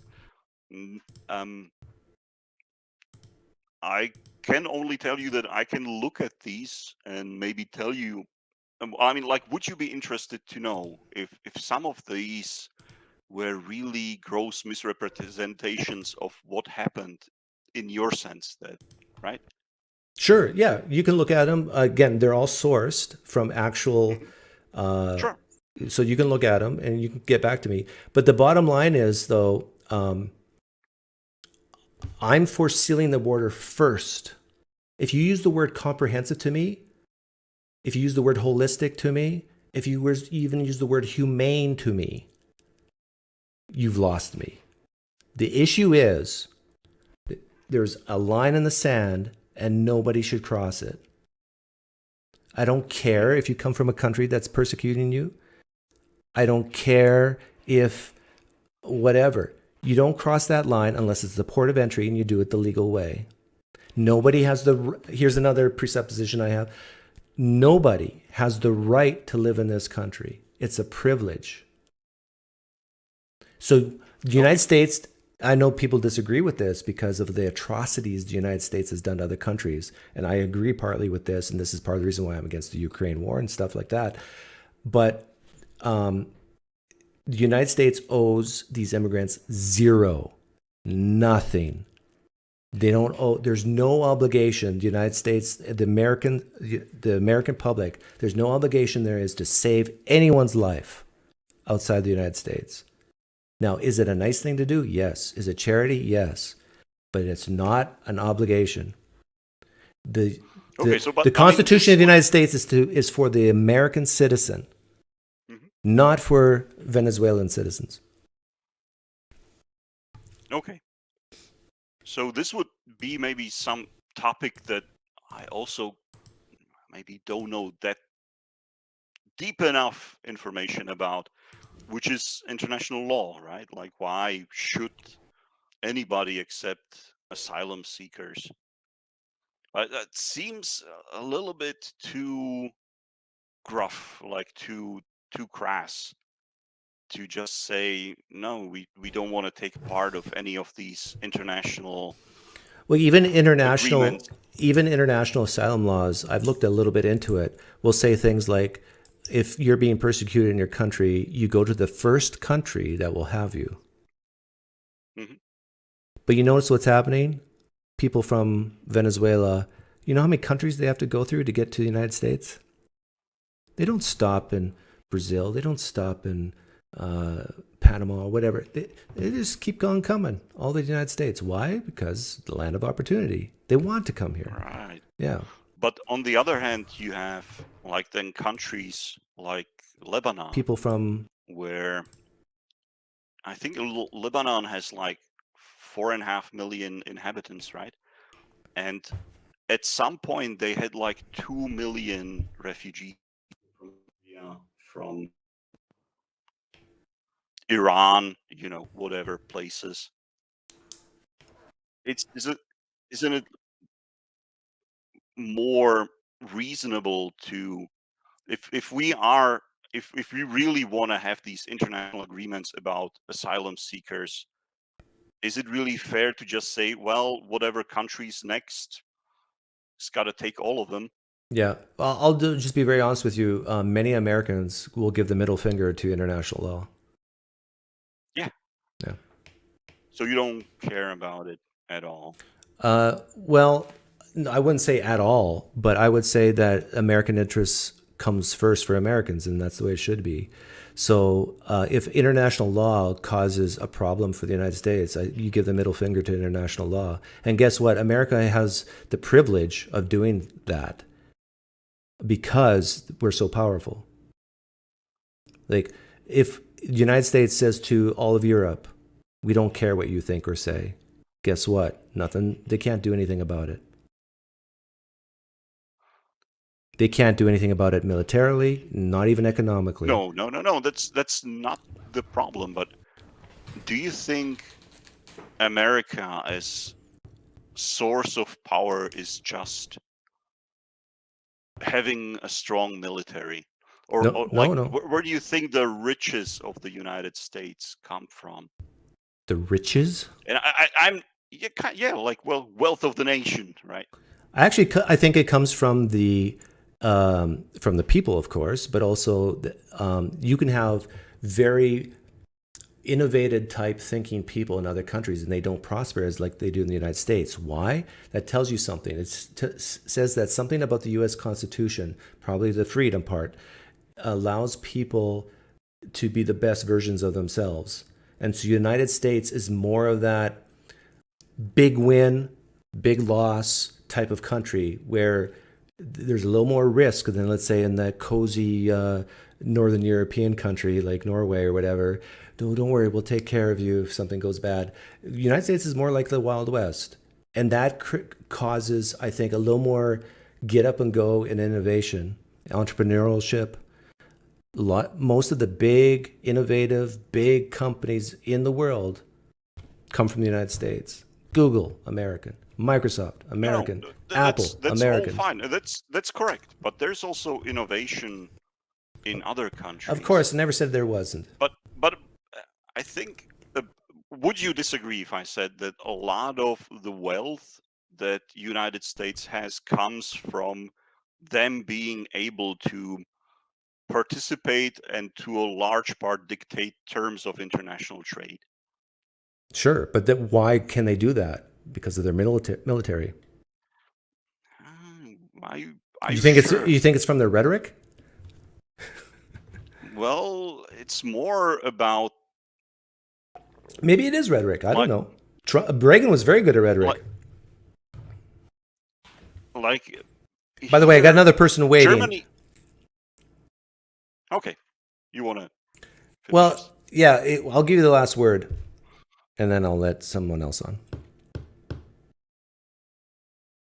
Do you have a last word? Okay. Famous last words. No, just as a concept, I think United States has been able to support and grow businesses abroad, not with guns. Like when the curtain fell, and Poland and Czech Republic and all these countries suddenly became available, they didn't put their military force in there, but the companies and the trade. And that's how I think most of the wealth comes, just from this. And you can't do this when you just say we don't care about any international treaties and we slash NAFTA and TPP and everything. That makes the states weaker. Okay, that's Okay. it. Don't want to bore you too much. Okay, thanks for coming on. Bye.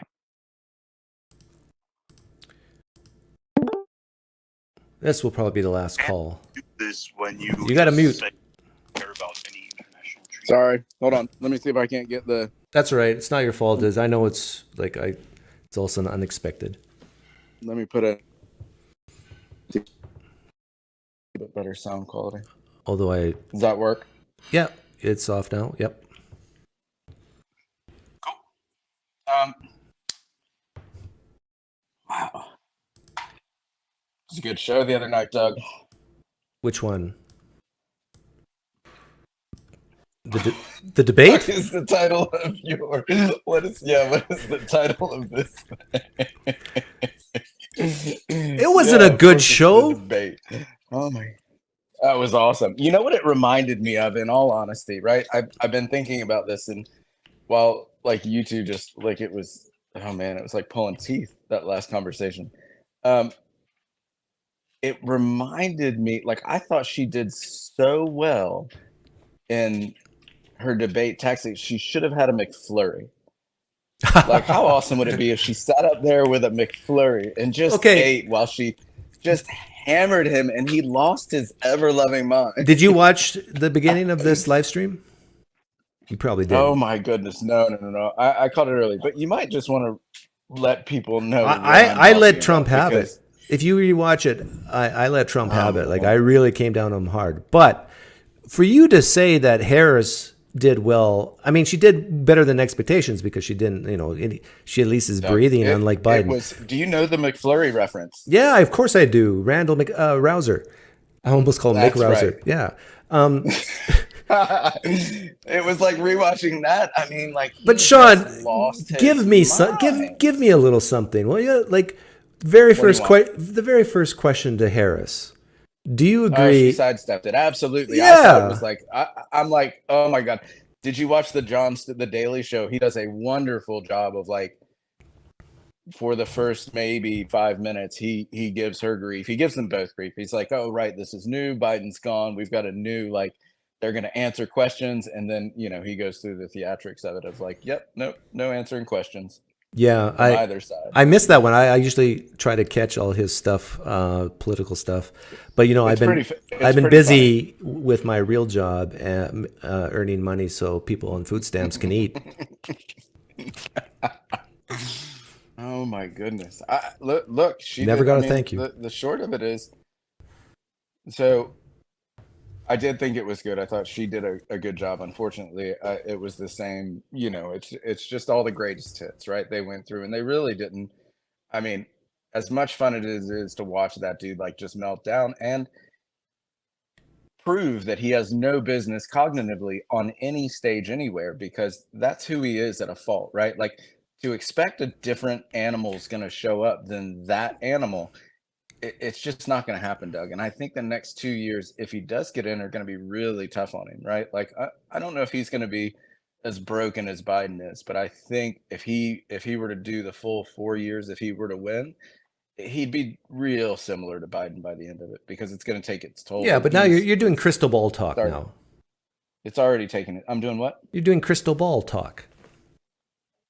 No. I'm just saying he's angry and he's after retribution and revenge, and he's old, and all of this is taking its toll on him. And if he does get in, it's going to be 2 years from now. He's just going to be even worse, I think. And what you saw last night is basically the extent of his ability to cognitively think, even in the point of an intelligent. We all knew what she was doing.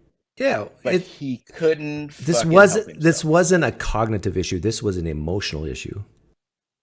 But don't the two go hand in hand? He cognitively could Well, you not both help use the himself. brain, but you know what I mean. Like if I don't think he's smart enough to Sean, not take the bait. Sean, you just brought up Randall Rouser there with the McFlurry reference. Like Randall Rouser is a very cognitively sharp, smart, educated guy, and I got him riled up. You saw it. Oh, it was awesome. Yeah. Look, I mean, I came in, complimented you, got you, feeling good, and So don't you come in here and tell me that Trump is cognitively declined to the point where he can't run the country or he'll be out in 2 years, because to me, Trump did a horrible job, but it's because he let his emotions get the better of him.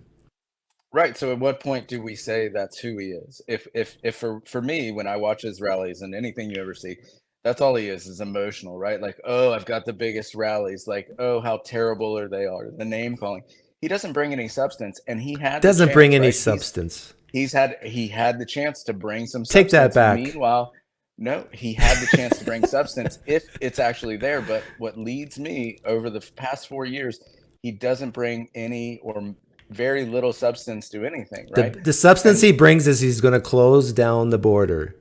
And so right, but people, that's all he's got, and he's screaming about it. He doesn't say how. He doesn't. the say what substance gonna he's do. bringing, the substance They he's literally bringing is softball him, and they literally like, hey, Grandpa, and guess what? You're gonna do the cops, right? And he's like, oh yeah, and the the police. substance he's bringing is he's going to withhold federal funding from any school that allows boys to go in girls' change rooms. There's some substance for you. Look, I'm glad people get riled up about literally like 100,000 people in the country, but when we've got homeless, when we've got X, Y, and Z, and look, let's just not shift to you and I having a political debate, but focus on him and the ability to not even stand on a stage.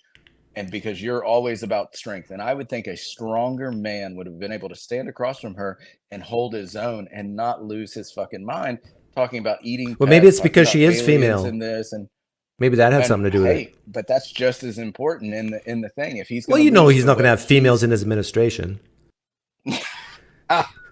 he's got a new one apparently on his arm. Have you seen those? Though I don't No. want. It's too soon to A see concubine? conspiracies, but yeah, the racist girl that he's traveling with. Oh man, you've got to watch the YouTube. Doug, you're missing it. I'm Marjorie sorry. Taylor Greene came out. Marjorie Taylor Greene comes out and calls his new girlfriend a racist, right? Like, so if Marjorie Taylor Greene's giving you shade, you've got real problems. All right, that's all I've got to say. What's her name? Lauren someone. I've been working so much. I mean, providing for people's welfare that I haven't had time. Lauren. Trump like this is just. Oh, his Trump, lawyer? Trump stabs Melania in the back with a viral rumor. No. It's another lady that I've never heard about before she surfaced. Lauren. It should pop up pretty easily. She travels with him, I guess, everywhere, and apparently.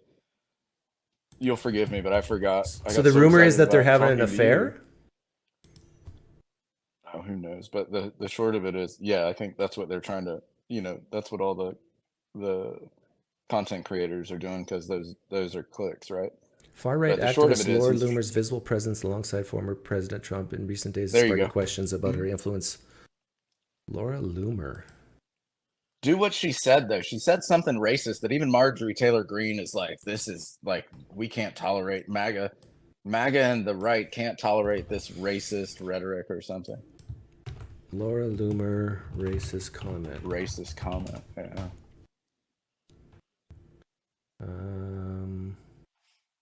And the fact that he even said, oh, I won, we're not going to do a debate because prize fighters win a race, right? That we're not asking for another debate. He clearly. Yeah, I think he should debate her again. But Doug, I don't think anybody's going to even I watched something on but he should let me prep him. No, it was your friend Pondering Politics had this on. And he said a donor came on like Fox News. Maybe you saw it when you were watching, but came on Fox News and said, hey, look, none of the donors want him to debate again because of what happened. Like everybody is like, nope. My mother used to say, I just wish he would shut his mouth. Well, guess what? I think a lot of people are jumping on that train right now, including the people that really, truly left supporting him. I think it's problematic. Yeah, it's not problematic. Like, you think like I admit Trump did a horrible debate performance there. Do you think that's going to change my mind? And it's not about the and same with debate Biden so much. Not No, Harris, no, no. but Nothing's Biden. changing your mind. I know nothing's changing your mind.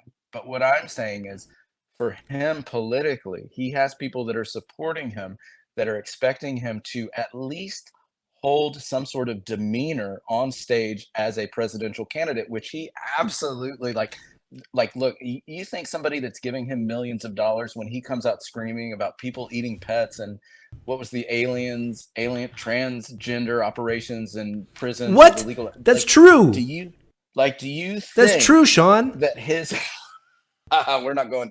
No, we are going there. You think Harris said that? I got it on video. I made a short on it. Harris said what? Harris said that she supports legislation which gives transgender people in jails the care that they need. Hey, look, that's totally different than Trump coming on saying that they're performing operations on people in prison, right? And that's what I mean by the cognitive wherewithal and his just self-awareness. So they issue the operations? Look, it's about delivery. It's about delivery. So let's say some Haitian lady ate a cat in wherever it was, right? So that may be problematic, and he could say that's a real dog barking, by the way, not some German Shepherd. So he could say now this is the worst offense you've ever given me. You're saying German Shepherds are not real dogs? We had an all-white German Shepherd when I was growing up. She They're was beautiful. But she was vicious. People would pull up and she'd get on the fence next to a 100-pound. You like all-white things, Sean? Could be. No, next to a black lab that was as dopey as could be, and she would keep people in their cars. You're making it worse for yourself. What do you mean? No, I'm just. You called the all-white dog great, beautiful, and the black dog dopey.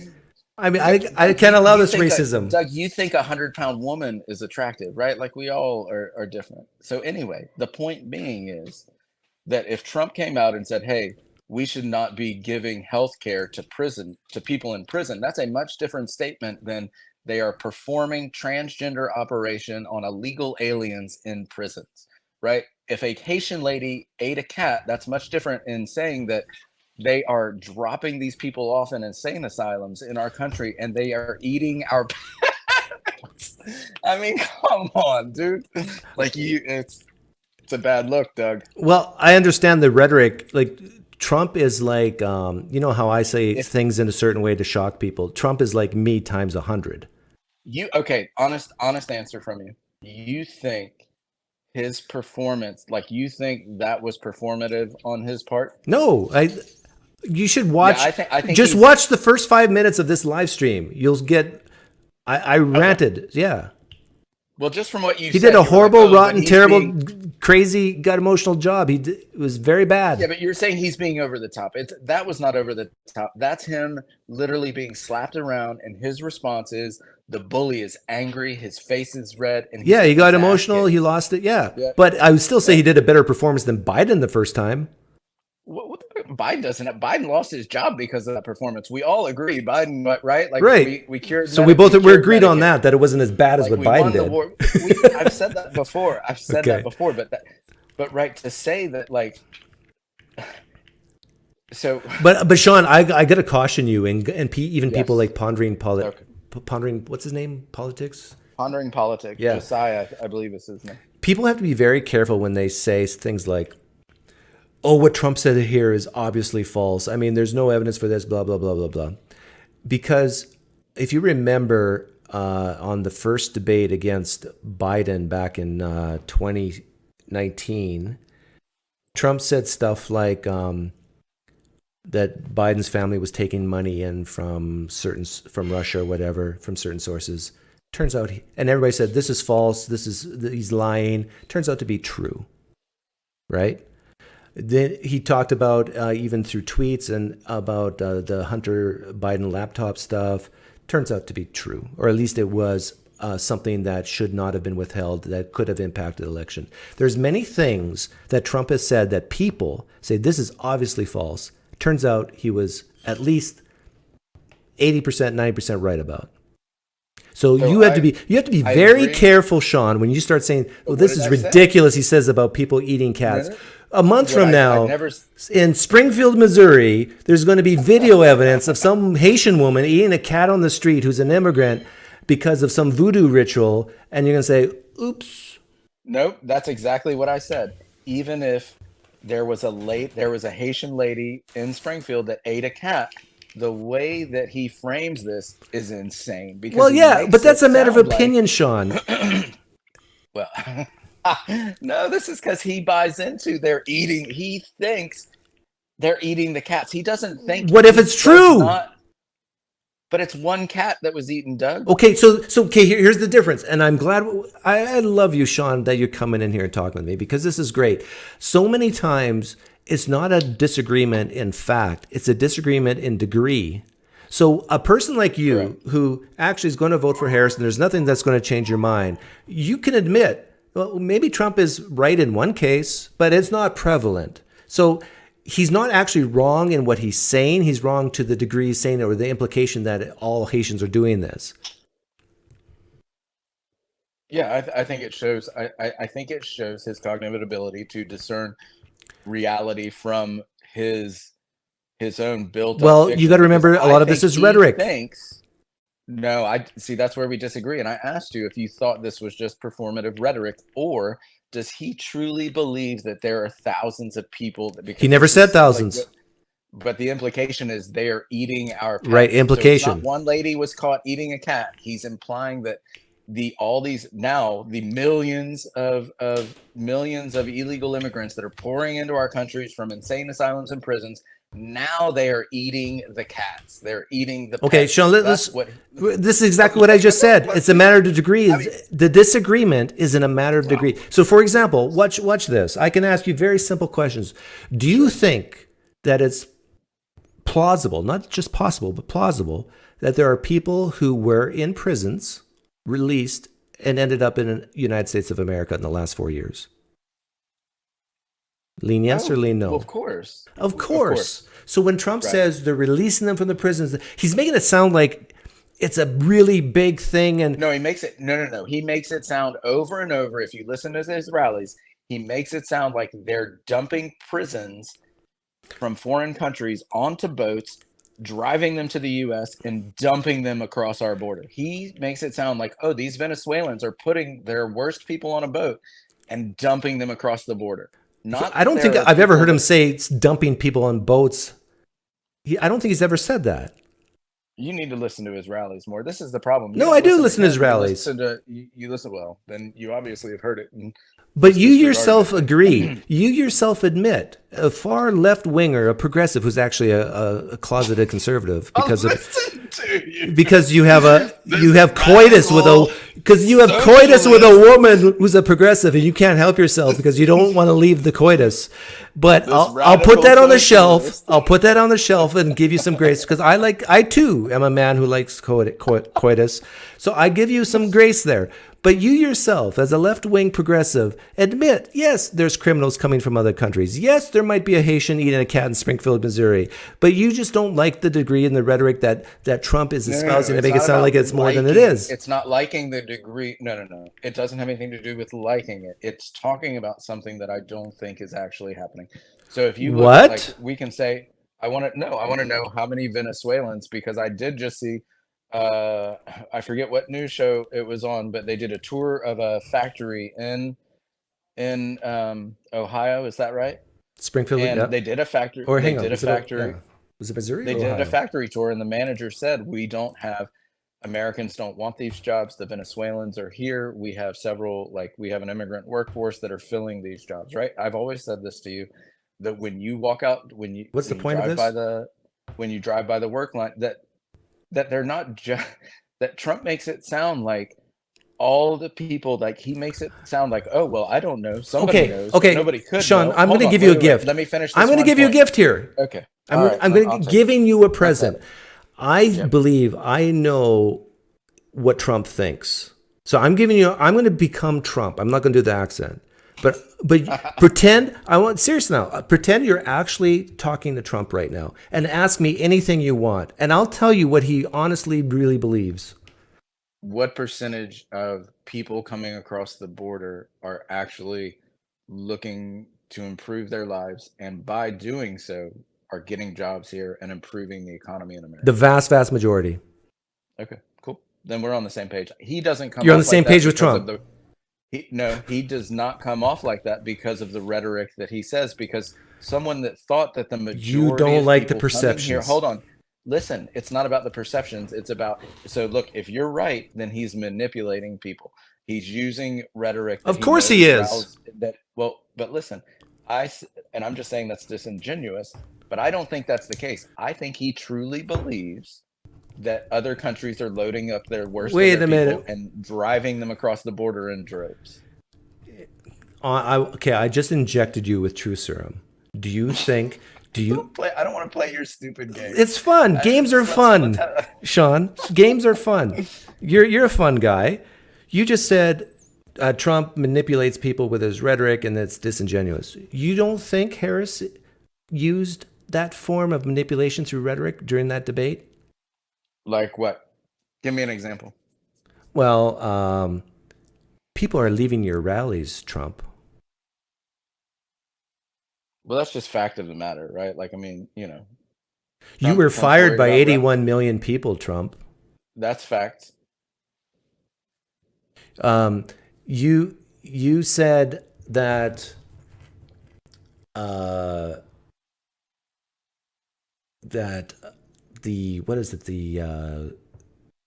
Park Five, whatever. You know what it would mean? Those 5 guys who were. So the 5 guys, and I'm unclear. I haven't followed that too much, but he did, like, he posted that big page, and he was like, if they are guilty, then I should have. But hey, look, let's not play your games, because you'll probably give me the boot because you got to pee. No. There's a couple points that I'd like to make. But Sean, I want you to admit that she brought these things up to make Trump look racist, to make Trump. Okay, but that's not. But to make Trump look narcissistic. Like she again. I'm not knocking this as a debate tactic. I actually think it was smart for her to do it. But don't tell me that Harris doesn't use manipulative rhetoric like Trump does. This is why she won the debate, because she became Trump-like. No. Hold on. Well, let's take, because rhetoric's one thing, but is it rhetoric to say that Trump lost the election because 81 million people voted for Biden? Is that rhetoric? Yes, it is. In the context that she said that, because she was asked a difficult question, and I played it. Please, I'm almost willing to pay you to watch it. I'm just confused. She's asked a question, and the first thing she said was, "Well, you were fired by 81 million people." I mean, it had nothing to do with the question. She's using rhetoric, and again, I'm not knocking her. I'm not knocking her for doing this. But don't tell me that using manipulative rhetoric is disingenuous. If you do say that, then you would have to say every politician is disingenuous. Like, rhetoric works. So maybe and it's supposed to be manipulative. Maybe I'm confused as to what rhetoric is. So I'm simply going to say, when I say it's disingenuous. Yeah, that's the point I have a problem with. Right. I believe Trump is disingenuous when he says things like what was the quote? Like, oh, it's 10 million, it's 15 million. I think it's much more than that, but nobody knows. So how could you know? But I know it's 20 million, like, right? And then he says that they're pouring into this country from prisons and from insane asylums, right? That's disingenuous, because that's not saying, hey, dude, you lost by 81 because you boxed. Is that correct? Am I mistaken? Didn't you box? No, I never boxed.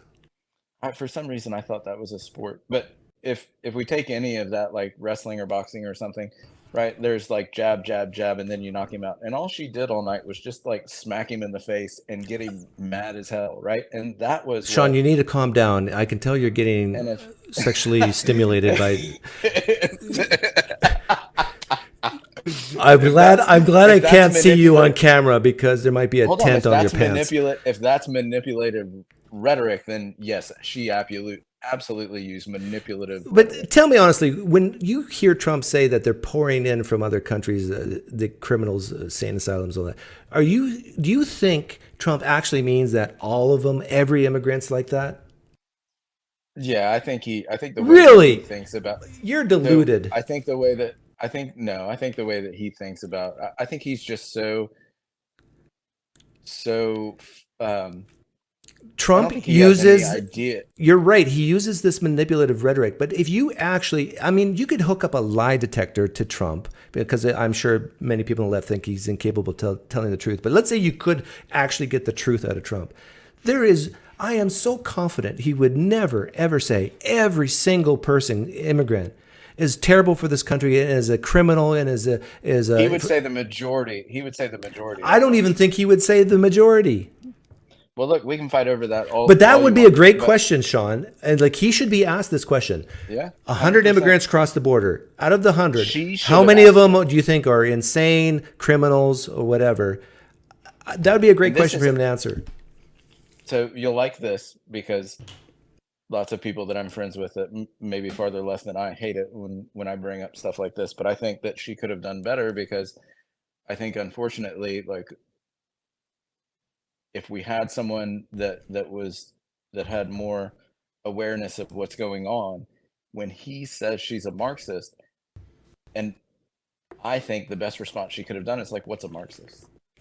Please let us know what you think I really am. What is a Marxist? And it would have just been wonderful to watch, right? Like, that as a tactic. He has no idea what a Marxist is. Yeah, that would have been a great manipulative tactic. Yeah. Yeah, so that disappointed me, because he keeps calling her a Marxist, and But they're not really allowed to ask each other questions, really. She was next to him, but you know how far that would have gone, because he would have just like whatever look, or he wouldn't have been able to do it. And you know what the best question that Trump asked her? Yeah. Did you catch it? No, I'm saying, what is it? The question he asked her, which I think was brilliant that she did not answer, was on the topic of abortion, when he said, okay, a woman's 8 months pregnant. Are you okay with a woman's right to abort at 8 months? Yeah, I think the abortion thing was a wash. I think it's really like why she would say like if she answered that question truthfully, she's dead.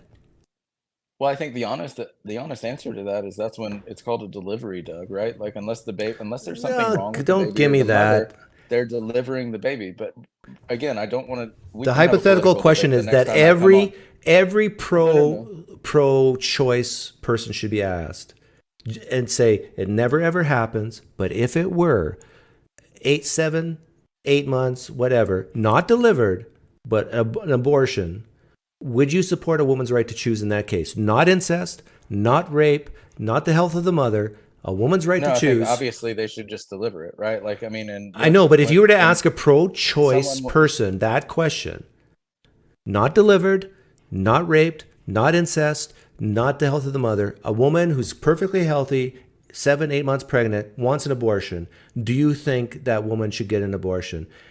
Every pro-choice person should ask that. What percentage of people do you think would? Yeah, what percentage of pro-choice people do you think would actually answer yes? I actually think it's a shockingly high number. Yeah, I think it's very little. The other thing I was disappointed that they didn't do, and maybe you addressed this already, but like they didn't refer to the school shooting or gun control or what should be done about it. And I think that's because obviously they don't want to address the issue, right? Like, nobody actually wants to get. Well, that's another lie she told. The problem. Did you catch that? Did you catch the lie she told? No. I 100% believe that she has a firearm. And Tim, No, that's not the lie. I just had this conversation. Well, I'm sorry. They're not going to take. She said, and I quote, "We're not going to take anybody's guns away." That's false. If that's right. She based on her beliefs, bad wording, right? Bad wording, whatever. That's fine. Okay, but hang on. You call that bad wording? Anyone's. See, this is the issue. Like when Harris does it, you call it bad wording. When Trump does it, outright lie. Well, yeah, because he's talking about like these wild, insane, like they're dumping people. No. Hold on. Listen. When she says they're not taking anyone's guns, colloquially, she just means, right, like, stop with the point, because the point is they're taking your guns, which is just factually false, and they know that, right? There's no way they're going to come take our guns. If a man has a gun that Harris doesn't like, and she is on record saying mandatory buybacks, and a guy has a gun, it's not going to happen. I know it's okay, but I'm saying her desires of her heart is, if in fact she's on record as saying, I can hardly wait. I'm passionate. If I become president, this is what I want to do. Mandatory buybacks of certain types of guns. That's fine. If a person owns that type of gun, then and she's saying, we're not going to take anybody's guns away. She's doing mistrue then. Well, sure. So she lied. She lied. Let's just say that. But the fact of the matter is, the rights use of their coming to take your guns is just, I think if you buy into that, right? Like it's just dumb, right? Like if you truly and if you believe buy it's into gonna that, go door to the door- democracy is going to be gone if Trump wins is dumb. So I agree with that statement as well, right? Like it Yeah. doesn't worry me, but we've talked about this before. Like regardless if he gets in or she gets in, I'm not terribly worried because the economy seems to doing well, and we don't invest in stocks, but that seems to be doing well, and people are happier when the stock market's doing well. We're hoping that the Hey, Sean, I got to tell you prices something continue in to come private. down. Hang on a second. Anyway. I need to tell you something in private. I'm just going to go off air for a little bit here. Hang on. I don't think you're off air. So we're off air now. But I actually hope Harris. I'm going to still vote for Trump, but I hope Harris. I hope Harris wins. Yeah, because you hope she tanks it because you think it's going to tank in the next 4 years. Yeah, no, but it's not because of her. I think whoever's president, we're going to have really tough times. That's next correct, 4 right? Yeah. So I'd rather have the Democrats blame. So I see a recession coming. I see defaults coming. I mean, possibly. So don't tell anybody this, but I actually hope Harris wins. But okay, I got to go back. Why? on air. It sounds like you're still talking on the computer, Doug. No, we're still on the computer, but I'm not live right now. Oh, I can hear you on your actual. What? But anyway. What? Yeah. Oops. Oh, Anyway, I've you been don't have to found play out. these games. I've We been can play found games. out. We can play games next time, but I do wonder because I kind of think you're wrong in that sense because I don't. And now, obviously, what you do for a living and what I do for a living, I would hope that you're, better informed. But regardless, I've said this to you before, regardless of who's been in president or how bad it's ever gotten, and it's gotten probably just as bad as this before, we've always been able to keep progressing up, right? Like, I mean, we have a high interest rate on the house now, but that's because we had to, but we're hoping we can get that down when it comes down. But, prices are starting to come back and normalize a little bit, at least in the smaller stuff that we have to buy. Prices have not come down at all. It doesn't worry me. Oh yeah, they have. Of course they have. Walmart just dropped a bunch of prices because they got called out on it. We have not had deflation, is what I'm saying. Oh, we've had. Look at the numbers. You can go to one of those sites. Inflation's not what it was 4 years ago. I know. I'm not saying. Listen to your own words. Inflation means prices go up, right? That's correct, and it's gone down. So we've had deflation over the past. We've had deflation. So, yeah.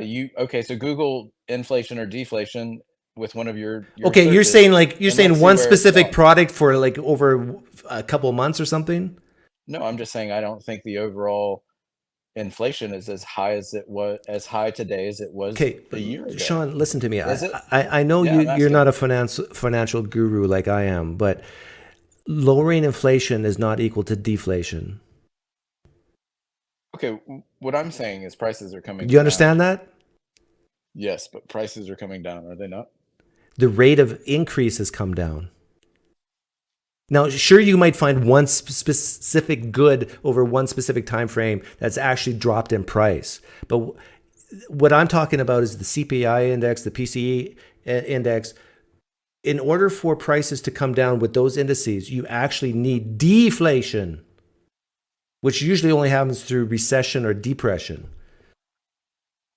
The prices of homes, the prices of milk and cheese and eggs, of course they go up and down, but overall, over a longer time frame, they're probably never, ever going to come down to the levels they were in 2018, 2019, unless we have a massive recession or depression. The prices of homes, because look, same thing. Once you start giving that golf course $200 for a greens fee, it's never coming back down to the 100 it maybe was. Now it may hit it, and we all know that. Unless right? you have a Once depression give or recession, and then it will.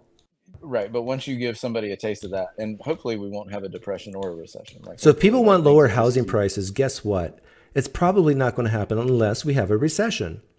Do you want a recession? But do you, well, hold on, but they seem to think like if she were able, and I don't know if she would be able to pass this, but by building more houses and giving first-time homeowners X, Y, or Z that she's proposing over the course of however many years, that would create more housing, people be getting into it, and that would lower, like costs would normalize rather than where they're at now. That's from what little I know about it, but that's what she's You realize if you give someone $25,000 for a first-time homebuyer incentive, do you think that's inflationary, deflationary, or neither?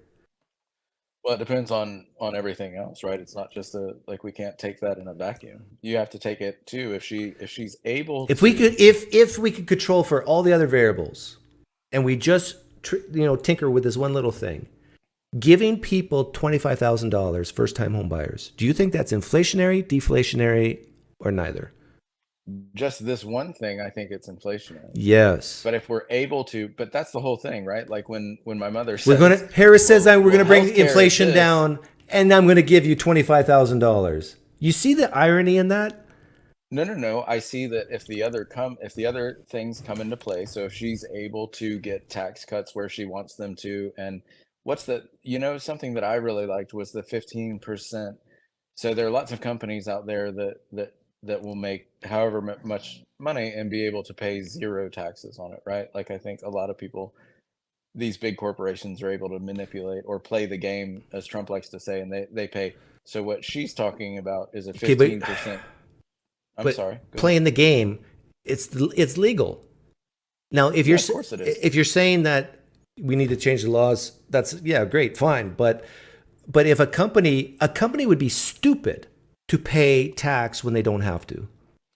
Right, but the point being, I think, is for me, I look at it and I'm like, okay, well, why am I paying taxes? But they're like, so if I make, so much less than you, I think you probably pay more taxes than I make a year, right? Isn't that what you said one day? Depends on the year, but probably. I don't know what you do for a living. But anyway, the whole point being is, back to my original point, I'm hoping things normalize a little bit, and they'll keep normalizing. I don't see any reason. But why do you think it's going to, regardless of who's in office, the economy is going to tank in the next 4 years? Because our debt and interest on the debt is unstoppable. Is there any way that gets fixed, do you think? I hope so, but I don't see it other than default. So how long have you known about this, and you signed up to live in this country? Why weren't you like, fuck it, I'm going I back to Canada? I started getting really concerned about 3 or 4 years ago. You're like signing the phony flag American but document. the thing is, guys like me are going to be okay either way. Oh yeah. Well, I'm thinking anyway. But we're not in your financial position, but we'll be okay as well because of who we are. Well, I'm not like no, sir. I'm not making like millions of dollars a year, but I am upper middle class. But the thing is, I have no debt. So, and I'm diversified mostly in real assets. And so I will be less impacted by credit defaults or anything like that. But here, let me show you something. This just came out yesterday. Like, United States is screwed. Big time. And this is why part of me wants Harris to win. So so you can put the brunt of the blame on her. Well, that's the way it works, right? No, because okay, look, do you truly think that if Trump wins and you're right, how many years, 2 years from now, do you say it just tanks? I don't know. I would say safely in the next 4 years, we're going to have some major financial crisis. Unless, I don't have a crystal ball either, but look at this. I don't know if you can see it. I can see it. Like the Democrats brag about one of the strongest economies post-COVID in the world. We're not, even close to recession. We got good growth. And look at our deficit, 1.9 trillion, and we got 1 month left. This is, I think, the second highest deficit in American history. Well, that's because it keeps building. Well, right? I understand. Trump I Trump understand. added to it. Biden added to it. But I think that but didn't we Obama, like, was he one of the first ones in a long time that didn't add to it, or was it no, Clinton? no. He added to it. He's over 8 years. He's added. He holds the record. Was it Clinton that didn't? Then? I thought like, Clinton was the one who had a surplus, but 1.9 trillion billion deficit, and we have not had a recession 3 out of the 4 years, basically post COVID. But here's the scary one. I don't know if you can see this, but the biggest expenditure is Social Security, then Medicare, and usually in history it's been defense next, and then health, and interest was way down here, like third or fourth from the bottom. Now interest is third from the top. And very, very, very soon, within 12 months, this interest number could surpass Social Security, our biggest line item. Now, what do we have? How do we pay the interest to the bondholders? Well, we tax, we get some money in, but we also just have to print it, digitize it. And so the Federal Reserve has to start buying bonds again and go back to quantitative easing to make this work. So we're borrowing money to pay the interest on borrowed money. This is the textbook Ponzi scheme. So why do you think they do it then, Doug? Why do you think? Because people cannot handle mental anguish. That's why. No, I'm saying like if somebody from Canada comes down and says, "Hey, we're in trouble here. Why is it the powers that be don't have someone as smart as you working for them?" I think they do, but because of the political forces in society. For example, mistake, 2008, the housing crisis. Lehman bailed out. Big banks bailed out. Mistake. Let them die. Oh, I see what you're saying. You're meaning they were bailed out. Got you. Yeah. I remember that. Yeah. So I'm pretty much a hardcore capitalist in this sense of no crony capitalism, no favors. When companies make mistakes, let them go bankrupt and feel tremendous mental anguish. When farmers choose to plant the wrong crops, don't subsidize those stupid farmers. Let them go bankrupt and suffer mental anguish. When a trans kid wants to have surgery, let them have mental anguish and wait till they're 18. This is why there's Democrats in the world, because they can't talk like me. They know these are real people with real feelings. And you don't believe in any sort of universal healthcare, right? Is that correct? Well, no, I don't think that's correct. No, I'm asking you if you would, right? Are you against some sort of universal? I'm not totally opposed to it. Let's put it that way. We already kind of have it with Medicare. I think if we're the best country in the world and we can get like the rest of our shit sorted out, that we could easily make it a little bit better. But I just don't think that. But again, like I think it's hard. Let me ask you this, Doug, in all seriousness, because this is a conversation I had today with someone. So one of the biggest issues I have with MAGA, right? Because the Republican Party's kind of gone at this point. It's MAGA rather. I mean, they even refer to it, right? Like, so a lot of the staunch Republicans have just disowned what's going on. But I think if we keep going down the MAGA route, they're not going to get much done because it's so divisive in politics, right? Like they don't get fuck all done. Everybody's like, well, why didn't Kamala get this done? One, it's not her job, but two, when they do try to get stuff done, it's shot down, or it's if it's not in one side. That's the downside of democracy, Sean. Well, right, but what I'm saying is, for me, MAGA is a big problem because they're so staunch and they're unwilling to work with anything, and that's just Trump, right? Like he doesn't want to do anything that doesn't benefit Trump. He's not going to work across party lines. Do you think AOC wants to work with MAGA? That are going to, well, I think she wants to work with Republicans. Nobody wants to work with MAGA. That's my whole point. And a lot of Republicans say nobody wants to work with progressives like Bernie Sanders and AOC, but we'll work with Democrats. You can flip it right back on them. Yes. No. I agree. I'm saying like both, but for me, the Democrats are the only like normal part of like when we had Republicans, there were guardrails on both sides, right? They kept each other in check. And so us being the same age almost, we we grew up with like divisiveness, but they would work things out for the better and they would be able to talk. But now they're unable to get much of anything done, I think. You think we're really that divisive today? MAGA in politics, yeah, I think MAGA's problematic. And Trap question: are we more divisive today than in 2019? We wouldn't know, right? Because one, I don't think we can. In your opinion, are we more divisive today than in 2019?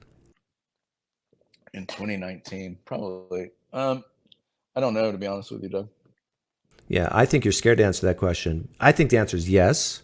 No, I'm trying to think. Like my history is terrible. So 2019. That was when that was the glory days of Trump, just before COVID hit. Things were smoking. Oh, Doug, I'm so sorry. I thought you were talking about 1819, and I'm going, what the fuck were they talking about? Like 2019, the last 29. Are we the third year of Trump's presidency? The country was divided. Today, the country's divided. The question is, where do you think, is it more divided today than in 2019? I think it's pretty obvious we're more divided today than in 2019. And then in 2019, yeah. Well, no. If you quantify less divided, I think there were more people on opposite sides of the aisle back then than there are now. Because I think now, as much as you would like it to be not the case, I think there are fewer people on MAGA's side and more people are sitting in the center, because being in the center is just indicative of like normal business. Wait, there's fewer MAGA today? One of the best, yes, absolutely. One of the best things that Kamala said, in my opinion, was enough with the rhetoric. We're so tired of it. We've got to push forward. We've got to turn the page. And enough with the rhetoric. Project 2025. How many times did Harris say that? I'm talking about the rhetoric from Trump, right? Like when I'm talking about the rhetoric from Harris. Well, so right, but that's I'd love to see a conversation between you and like Pondering Politics, or like somebody that's more. Sure, I'm willing to tie half my brain behind my back to talk to him. Right? Or educated. So, but because my point is this, I think Trump is. How about this? So I think Trump wants to not be associated with 2025, but the people that he surrounded himself with, including his vice president, just wrote the introduction for the guy that wrote the 2025 book, right? Like, so the dude that writes the handbook, or the Vance wrote his thing, and there are several people that Trump surrounds himself with that are in it. Several people that worked for Trump have had a hand in writing 2025. Okay, I get it. So I get it. You don't want to vote for a guy like Trump because he associates himself with people like that from the Heritage Foundation, right? No, it's not about association. It's about the fact that all that they have to do. So these people have a plan that I don't think either of us would like too much, because there are certain things in there that are just like, come on, like But anyway, the short of it is, I think Trump can. Sean, last point. I'll make the point real quick. Okay, make it Trump quick. is easily manipulated. Trump is easily manipulated. Yes. Okay, you remember in January 6th? You remember that date? I do. And Trump's advisors would tell him the election wasn't stolen. The election wasn't stolen. Was he easily manipulated there by other people? No, because he's dumb. He went his own. He thought the election was stolen. Right. He went his own. When I say he's easily manipulated, Sean, he went his own way, right? That's not manipulation. That's people presenting him. He didn't listen to other people, right? That's correct. Yes, I agree. He didn't listen to other people. What makes you think he's going to listen to the Heritage Foundation if he disagrees with them? Oh, because I don't think it's the Heritage Foundation that's going to be propping it up. Or anybody who's dealt with Project 2025. Oh, no. You cannot have it both ways. You can't say on January 6th, Trump was this big evil guy who went his own way and didn't believe his own advisors. But then on the other hand, say he's going to do exactly what the people who put Project 2025 together. Didn't say that either. I know. I'm not saying you're saying that, but I'm saying that a lot of people are talking this way and they don't see the contradiction in their own heads. No. They're gonna so what they do with Trump is, I don't think Trump really cares or pays much attention. So he's easily manipulated when he's in office, because they're going to say, here you go. Here's your Diet Coke and your Big Mac. Can you please sign this for me, sir? And he's going to look at the pretty girl and go, yes. And then they're going to have like one of their things that they want. And that's just going to, I don't think Project 2025 is just going to be like this, like Trump gets in office and then it happens. But what happens, in my opinion, if Trump does get in office, is they make it easier for those things to happen. And if they're able to secure another win after Trump, then they're further along than they were. That's it. It's just a stepping stone. And I think Trump is just Pack so your go bag to any.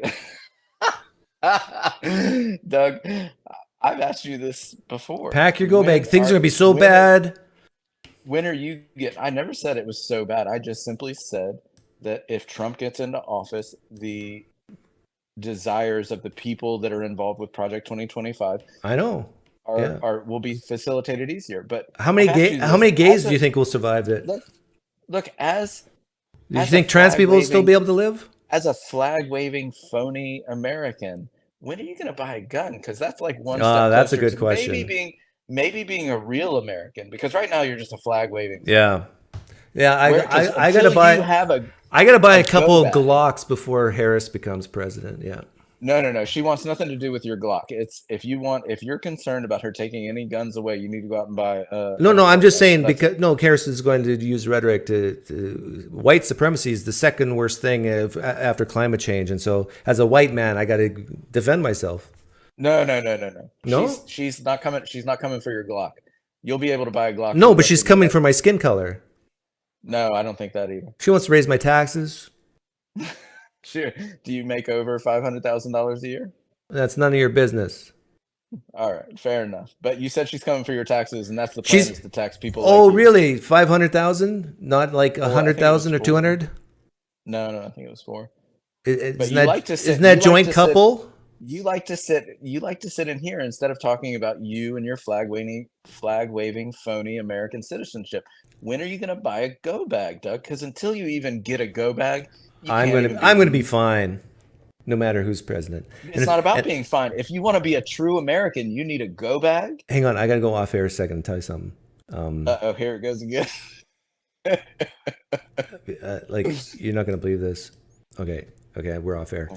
But another reason why I hope Harris wins is because I'm getting a lot of business right now of really rich Republican guys who want to hide their money, and so I got to do a lot of transfers into trusts and stuff, like the whole wealth tax of 25%. Like if they don't own it, then they can't be taxed it, and so if you put it into a trust and then.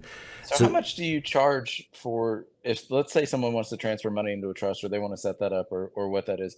Do you charge a percentage of the amount that they're transferring, or do you just charge no? I usually do it based on the scope of the engagement, and it's a flat fee. Yeah, but we should get back to the live stream, otherwise people are going to wonder where we are. Okay. Yeah, absolutely. So anyhow, Sean, we should probably wrap this up. So Doug, the next time I come on here, I want to see a go bag with at least. I don't need a go bag. You need the go bag, because if Trump wins and Project 2025 comes, they're going to look at your hair. They're going to look at your man bun, and they're going to say, this guy got to go. You think Project 2025 likes man buns? Doug, I've had a go bag before you were ever even thinking about women. Before you were actually even eyeballing a woman. I have 2 passports. How many do you have? Any kind of interest? 1, but again, I've had a go bag before, right? Don't play James Bond with me. Before you even got a hand job from your football buddy, I had a go bag. Now you crossed the line there. I know what those long. It was hockey, not football. That's right. I know what those long fingernails of yours mean, Doug. The projection is just so thick. Oh no, I've got your number. I've grown up with people like my whole life. That separate room is. You've grown up with people like me? Oh yeah, that separate room ain't fooling nobody. What is those late nights on Grindr? Oh yeah. I do not back down on this. Let me calm down. I'm sure you don't. That's what you said. I'm going to calm down here. That's your Grindr profile. I don't back down on you can't trigger me. You cannot trigger me. But I will say this.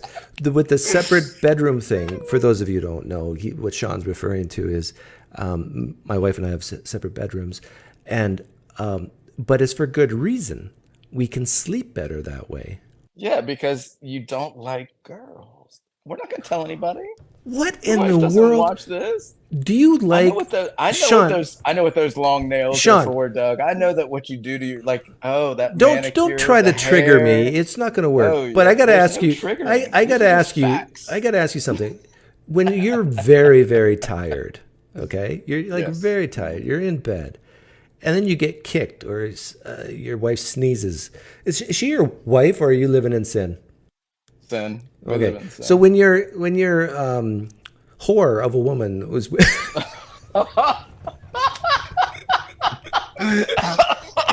Jesus. Sorry, I went too far. If she's listening, I apologize. But he did say something. But anyhow, She doesn't listen to you. of course not, because she's a little progressive. But when That's right. she sneezes, like, and you wake up, and then you can't get back to sleep, like that's a pain, right? Oh no, that's the best sex in the world is when you wake up in the middle of the night, Doug. Come on.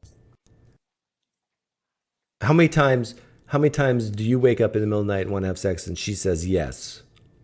More than you have sex in a year. Really? Yep, 100%. 400 times. Doug, I'm not. What you do on the internet, we're not qualifying, right? Like that doesn't count, Doug. Okay, I'm talking about we should end here. When you have to go knock on that door and be like, "Honey, please, it's been." It's way better that way, Sean. Sean, imagine this. You like role playing, right? Like this whole conversation with me is one big role play. Like, Sure. imagine like you got to knock on the door and she goes, "Who is it?" And you say, "It's Sean, the pizza boy." Right. I mean, it's way better. Hold on. Whoa. You want to talk about projection? I think I heard a little bit right there. You're like, oh, It's not pizza boy, projection. come I'm in. telling you the truth. Pizza You boy, want that Pine pizza boy Creek. knocking on you want the pizza boy. Yeah, okay. I'm sorry you guys had to hear that. I mean, Sean went way too far. Getting personal. Trying to trigger me. Projecting his, dare I say, homosexual tendencies upon me. Not that there's anything wrong with that. Some of my best friends are gay.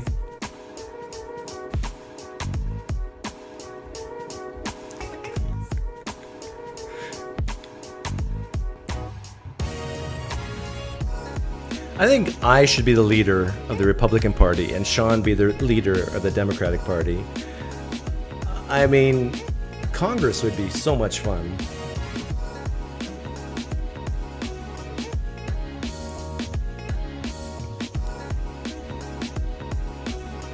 Doug is old school, yeah. There's nothing wrong with old school. It's old school for a reason, because it works.